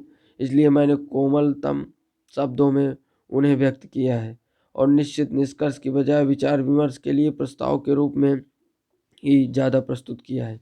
मुझे इस पद्धति में और कांग्रेस जो कुछ भी कर रही है उसके बीच कोई टकराव दिखाई नहीं देता। जहाँ तक चुनाव का संबंध है, मेरा मानना है कि मेरा रवैया इस दिशा में निश्चय ही एक लाभकारी साधन था क्योंकि इससे जनता को उत्साह का संचार हुआ। परंतु मेरे कोमल और अस्पष्ट रवैये को मेरे सहयोगी खतरनाक और क्षति कारक मानते हैं। मुझे यहाँ तक कहा गया कि भारत में गरीबी और बेरोजगारी पर इस तरह बार बार जोर देना बेवकूफ़ी थी, या कम से कम यह गलत तो था ही। आपने मुझे बताया था कि आप कोई वक्तव्य जारी करना चाहते हैं। मैं आपके वक्तव्य का स्वागत करूंगा क्योंकि मैं मानता हूं कि हर दृष्टिकोण देश के सामने प्रस्तुत किया जाना चाहिए। प्रेम पूर्वक आपका जवाहर। तो यह बापूजी को पत्र। अब जो है बापूजी जो जवाहरलाल नेहरू के बारे में लिख रहे हैं उसको पत्र को हम पढ़ते हैं। प्रिय जवाहरलाल, तुम्हारा पत्र मेरे हृदय छू गया। तुम्हें सबसे ज़्यादा ठेस महसूस हुई है। तथ्य यह है कि तुम्हारे साथियों के पास तुम्हारे जैसा साहस और बेबाकी नहीं है। इसके परिणाम विनाशकारी रहे हैं। मैंने उन्हें हमेशा समझाया है कि तुमसे उन्मुक्त और निर्भय होकर बात करें, परंतु क्योंकि उनके पास साहस नहीं है, इसलिए वे जब भी बोलते हैं ऊट-पटांग ही बोलते हैं और उससे तुम चिढ़ जाते हो। मैं तुम्हें बताता हूँ, वे तुम्हें इसलिए डरा रहे हैं क्योंकि तुम उनसे चिढ़ जाते हो और उनके सामने धैर्य खो देते हो। वे तुम्हारी फटकार और साहबी अंदाज से आहत हैं और सबसे बढ़कर वे तुम्हारे भीतर जो अचूकता और श्रेष्ठतर ज्ञान का भाव दिखाई देता है उससे परेशान है। उन्हें लगता है कि तुमने उनके साथ न्यूनतम सौम्यता का व्यवहार भी नहीं किया और कभी भी समाजवादियों के व्यंग्यवाणों या गलत निरूपण से उनका बचाव नहीं किया। मुझे यह पूरा प्रसंग एक त्रासद प्रहसन जैसा दिखाई दे रहा है, इसलिए मैं चाहता हूँ कि तुम भी इस पूरे मसले को हल्का होकर देखो। इस कांटों के ताज कांग्रेस की अध्यक्षता के लिए तुम्हारे नाम मैंने ही प्रस्तावित किया था। भले ही सिर छिल जाए, इसे उतारना मत। कमेटी की बैठकों में अपना हास्य विनोद दोबारा दिखाओ। यह तुम्हारे लिए सबसे सामान्य भूमिका है। चिंतित चिड़चिड़े व्यक्ति का स्वभाव तुम पर नहीं जचता। मैं चाहता हूँ कि तुम मुझे तार के माध्यम से बताओ कि यह पत्र पढ़ते ही तुम्हें वैसी ही खुशी मिली जैसे लाहौर में नए साल के मौके पर तुम खुश हुए थे, जब कहते हैं कि तुम तिरंगे के चारों ओर झूम झूम कर नाचे थे। अपने कंठ को थोड़ा आराम दो मेरे प्यारे बापू। इन पत्रों से इस बारे में क्या पता चलता है? समय के साथ कांग्रेस के आदर्श किस तरह विकसित हो रहे थे। दूसरा पॉइंट कि राष्ट्रीय आंदोलन के में महात्मा गांधी की भूमिका के बारे में इन पत्रों से क्या पता चलता है। और तीसरा कि क्या ऐसे पत्र से कांग्रेस की आंतरिक कार्यप्रणाली तथा राष्ट्रीय आंदोलन के बारे में कोई विशेष दृष्टि प्राप्त होती है, उसके बारे में हमें विचार करना है। छवि गढ़ना। आत्मकथाएं भी हमें उस अतीत का ब्यौरा देती हैं जो मानवीय विवरणों के हिसाब से काफ़ी समृद्ध होता है, परंतु यहाँ भी हमें इस बात का ध्यान रखना चाहिए कि हम आत्मकथाओं को किस तरह पढ़ते हैं और उनकी कैसी व्याख्या करते हैं। हमें यह याद रखना चाहिए कि ये आत्मकथाएं प्रायः स्मृति के आधार पर लिखी गई होती हैं। उनसे हमें यह पता चलता है कि लिखने वाले को क्या याद रहा और उसे कौन सी चीज़ें महत्वपूर्ण दिखाई दी, या वह क्या याद रखना चाहता था, या वह औरों की नज़र में अपनी ज़िंदगी को किस तरह दर्शाना चाहता था। आत्मकथा लिखना अपनी तस्वीर गढ़ने का एक तरीका है। फलस्वरूप इन विवरणों को पढ़ते हुए हमें वह देखने का प्रयास करना चाहिए जो लेखक हमें नहीं दिखाना चाहता है। हमें उन चुप्पियों का कारण समझना चाहिए, इच्छित या अनिच्छित विस्मृति के उन कृत्यों को समझना चाहिए। पुलिस की नज़र से हम देखें तो औपनिवेशिक शासक ऐसे तत्वों पर हमेशा कड़ी नज़र रखते थे जिन्हें वे अपने विरुद्ध मानते थे। इस लिहाज से सरकारी रिकॉर्ड्स भी हमारे अध्ययन के लिए एक महत्वपूर्ण स्रोत हैं। उस समय पुलिसकर्मियों तथा अन्य अधिकारियों द्वारा लिखे गए पत्र तथा रिपोर्ट गोपनीय होती थी, लेकिन जब ये दस्तावेज अब लेखागार में उपलब्ध हैं जिन्हें कोई भी देख सकता है। आइए एक ऐसे ही स्रोत को देखें। 20वीं सदी के शुरुआती सालों से भारत से गृह विभाग द्वारा तैयार की जाने वाली पाक्षिक रिपोर्टों, हर 15 दिन पर या हर पखवाड़े में तैयार होने वाली रिपोर्टों इस दिशा में काफ़ी महत्वपूर्ण रही। ये रिपोर्ट स्थानीय इलाकों में पुलिस की मार्फत मिलने वाली सूचनाओं पर आधारित होती थी, लेकिन उनमें यह दिख जाता था कि आला अधिकारी क्या देखते थे या क्या मानना चाहते थे। राजद्रोह और विद्रोह की संभावना मानते हुए भी वे खुद को इस बात का आश्वासन देना चाहते थे कि इन आशंकाओं का कोई आधार नहीं है।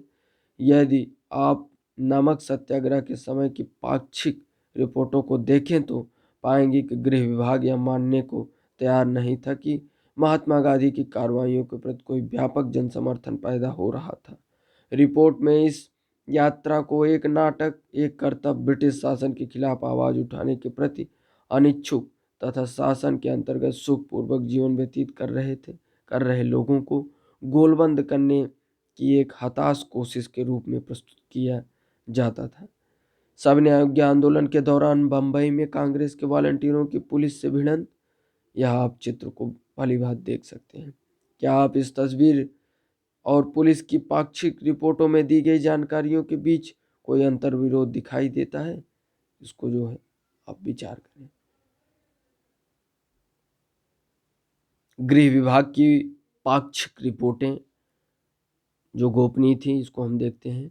मार्च 1930 का पहला पखवाड़ा, गुजरात में आ रहे तेज राजनीतिक बदलावों पर यहाँ गहरी नज़र रखी जा रही है। इनसे प्रांत की राजनीतिक परिस्थितियों पर किस हद तक और क्या प्रभाव पड़ा, इसका अभी अंदाज़ा लगाना मुश्किल है।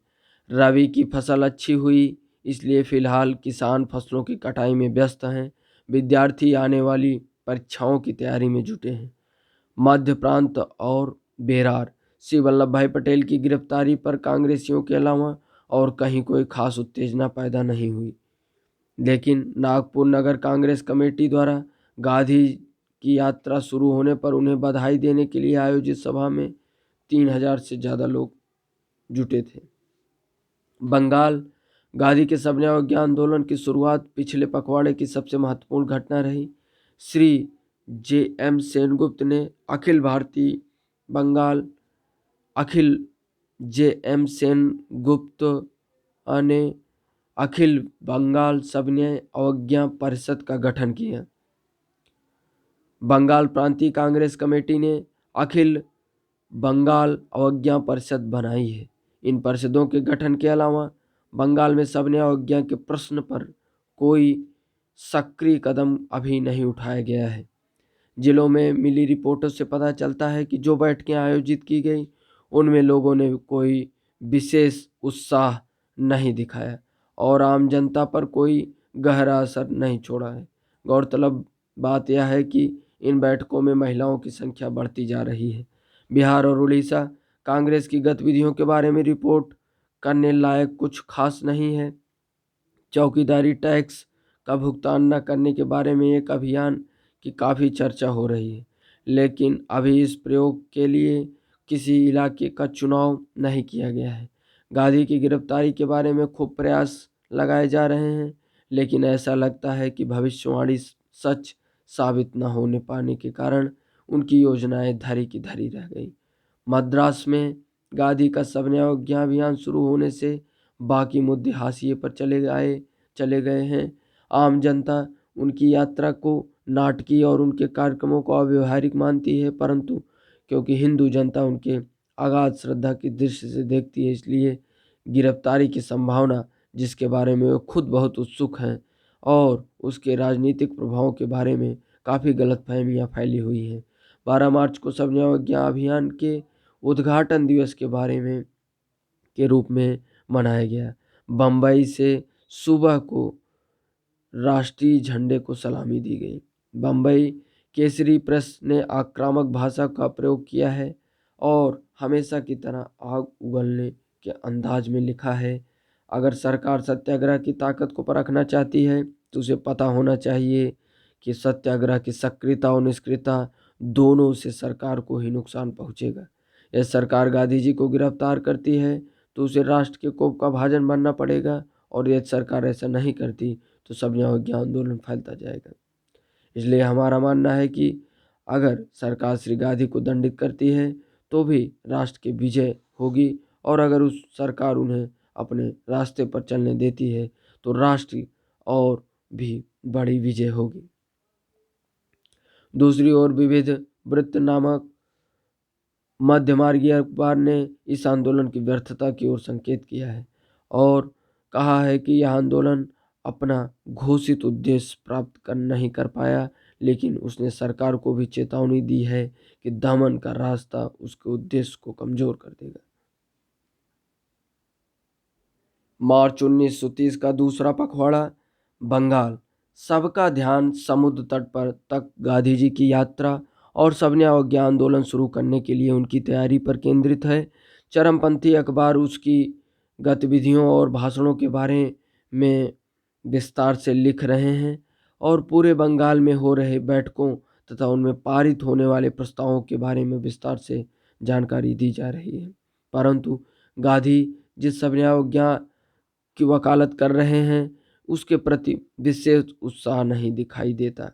सामान्य रूप से लोग इस बात का इंतजार कर रहे हैं कि गांधी के साथ क्या किया जाता है और संभव यही है कि अगर उनके विरुद्ध कोई कार्रवाई की गई तो बंगाल के ज्वलनशील हालात में चिंगारी भड़क उठेगी।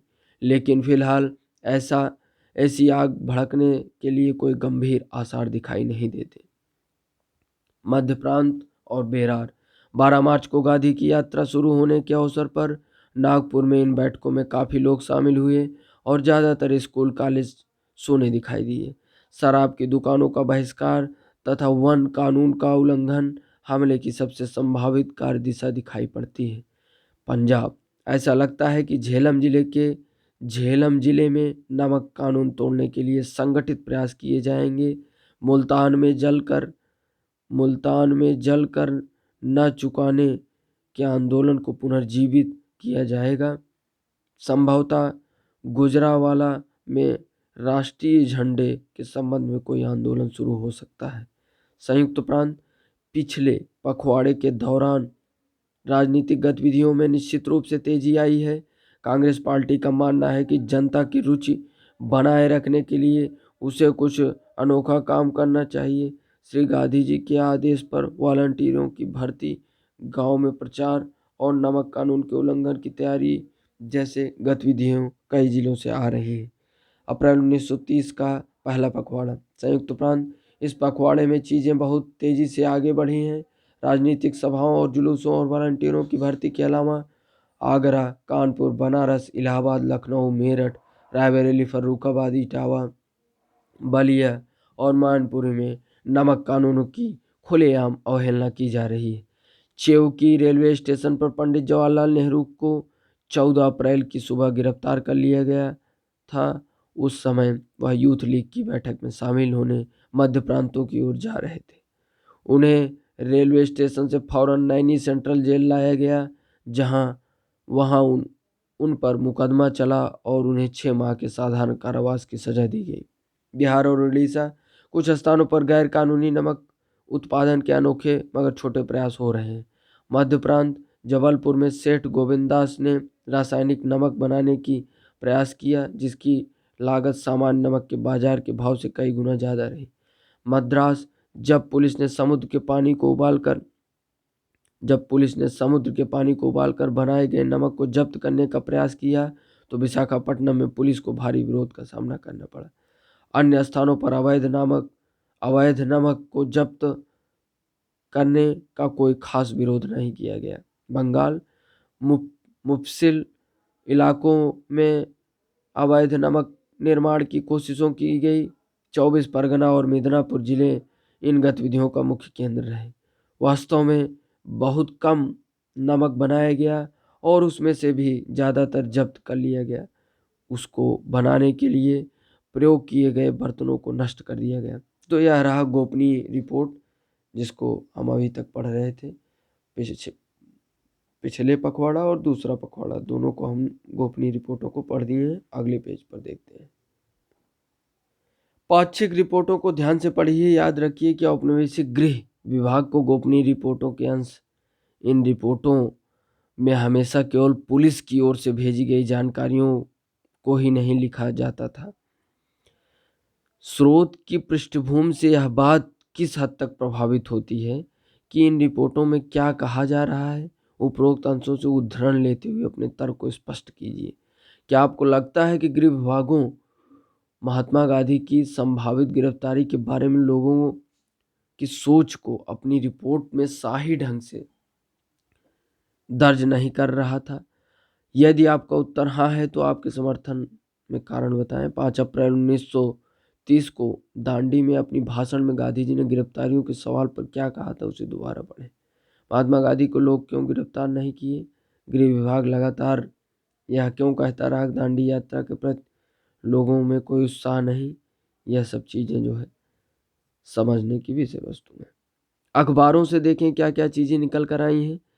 अंग्रेजी तथा विभिन्न भारतीय भाषाओं में छपने वाले समकालीन अखबार भी एक महत्वपूर्ण स्रोत हैं जो महात्मा गांधी की गतिविधियों पर नज़र रखते थे, उनके बारे में खबरें छापते थे। ये अखबार इस बात की भी संकेत देते कि आम भारतीयों उनके बारे में क्या सोचते थे, लेकिन अखबारी ब्यौरों का पूर्वाग्रह से मुक्त नहीं माना जाना चाहिए। ये अखबार प्रकाशित करने वाले ऐसे लोगों थे जिनकी अपनी राजनीतिक सोच और विश्व दृष्टिकोण था। उनके विचारों से ही यह तय होता था कि क्या प्रकाशित किया जाए और घटनाओं की रिपोर्टिंग किस तरह की जाएगी। इसलिए लंदन से निकलने वाली अखबार के विवरण भारतीय राष्ट्रवादी अखबार में छपने वाली रिपोर्टों जैसे नहीं हो सकते थे। हमें इन रिपोर्टों को देखना तो चाहिए, लेकिन उनके आधार पर नतीजे निकालते हुए खास एहतियात भी बरतनी चाहिए। इन अखबारों के हर वक्तव्य को यथार्थ घटनाक्रम का शब्दशः सच ब्यौरा नहीं माना जा सकता।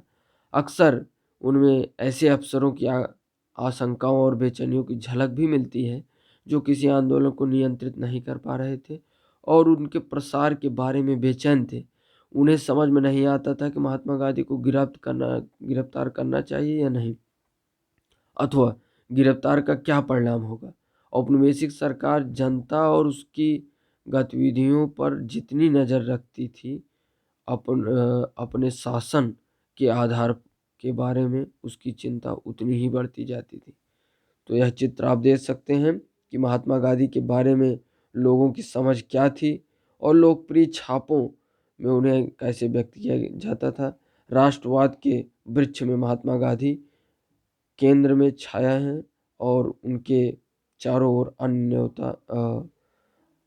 अन्य नेताओं और मनीषियों के चित्र हैं। 1915 महात्मा गांधी दक्षिण अफ्रीका से लौटते हैं। 1917 चंपारण आंदोलन होता है। 1918 खेड़ा गुजरात में किसान आंदोलन तथा अहमदाबाद में मजदूर आंदोलन होता है। 1919 रॉलेट सत्याग्रह मार्च अप्रैल के माह में। 1919 जलियांवाला बाग हत्याकांड अप्रैल में 13 अप्रैल को। 1921 असहयोग आंदोलन और खिलाफत आंदोलन। 1928 बारदोली में किसान आंदोलन। 1929 लाहौर अधिवेशन दिसंबर में पूर्ण स्वराज को कांग्रेस का लक्ष्य घोषित किया गया। 1930 सबने अवज्ञा आंदोलन शुरू, दांडी यात्रा मार्च अप्रैल। 1931 गांधी इरविन समझौता मार्च में, दूसरा गोलमेज सम्मेलन दिसंबर में। 1935 गवर्नमेंट ऑफ इंडिया एक्ट में सीमित प्रतिनिधिक सरकार के गठन का आश्वासन। 1939 कांग्रेस मंत्रिमंडलों का त्यागपत्र। 1942 भारत छोड़ो आंदोलन शुरू अगस्त में। और 1946 महात्मा गांधी सांप्रदायिक हिंसा को रोकने के लिए नोआखाली तथा अन्य हिंसाग्रस्त इलाकों का दौरा करते हैं। तो यह रहा आपका महात्मा गांधी और राष्ट्रीय आंदोलन का एनसीईआरटी का चैप्टर। धन्यवाद। जय हिंद।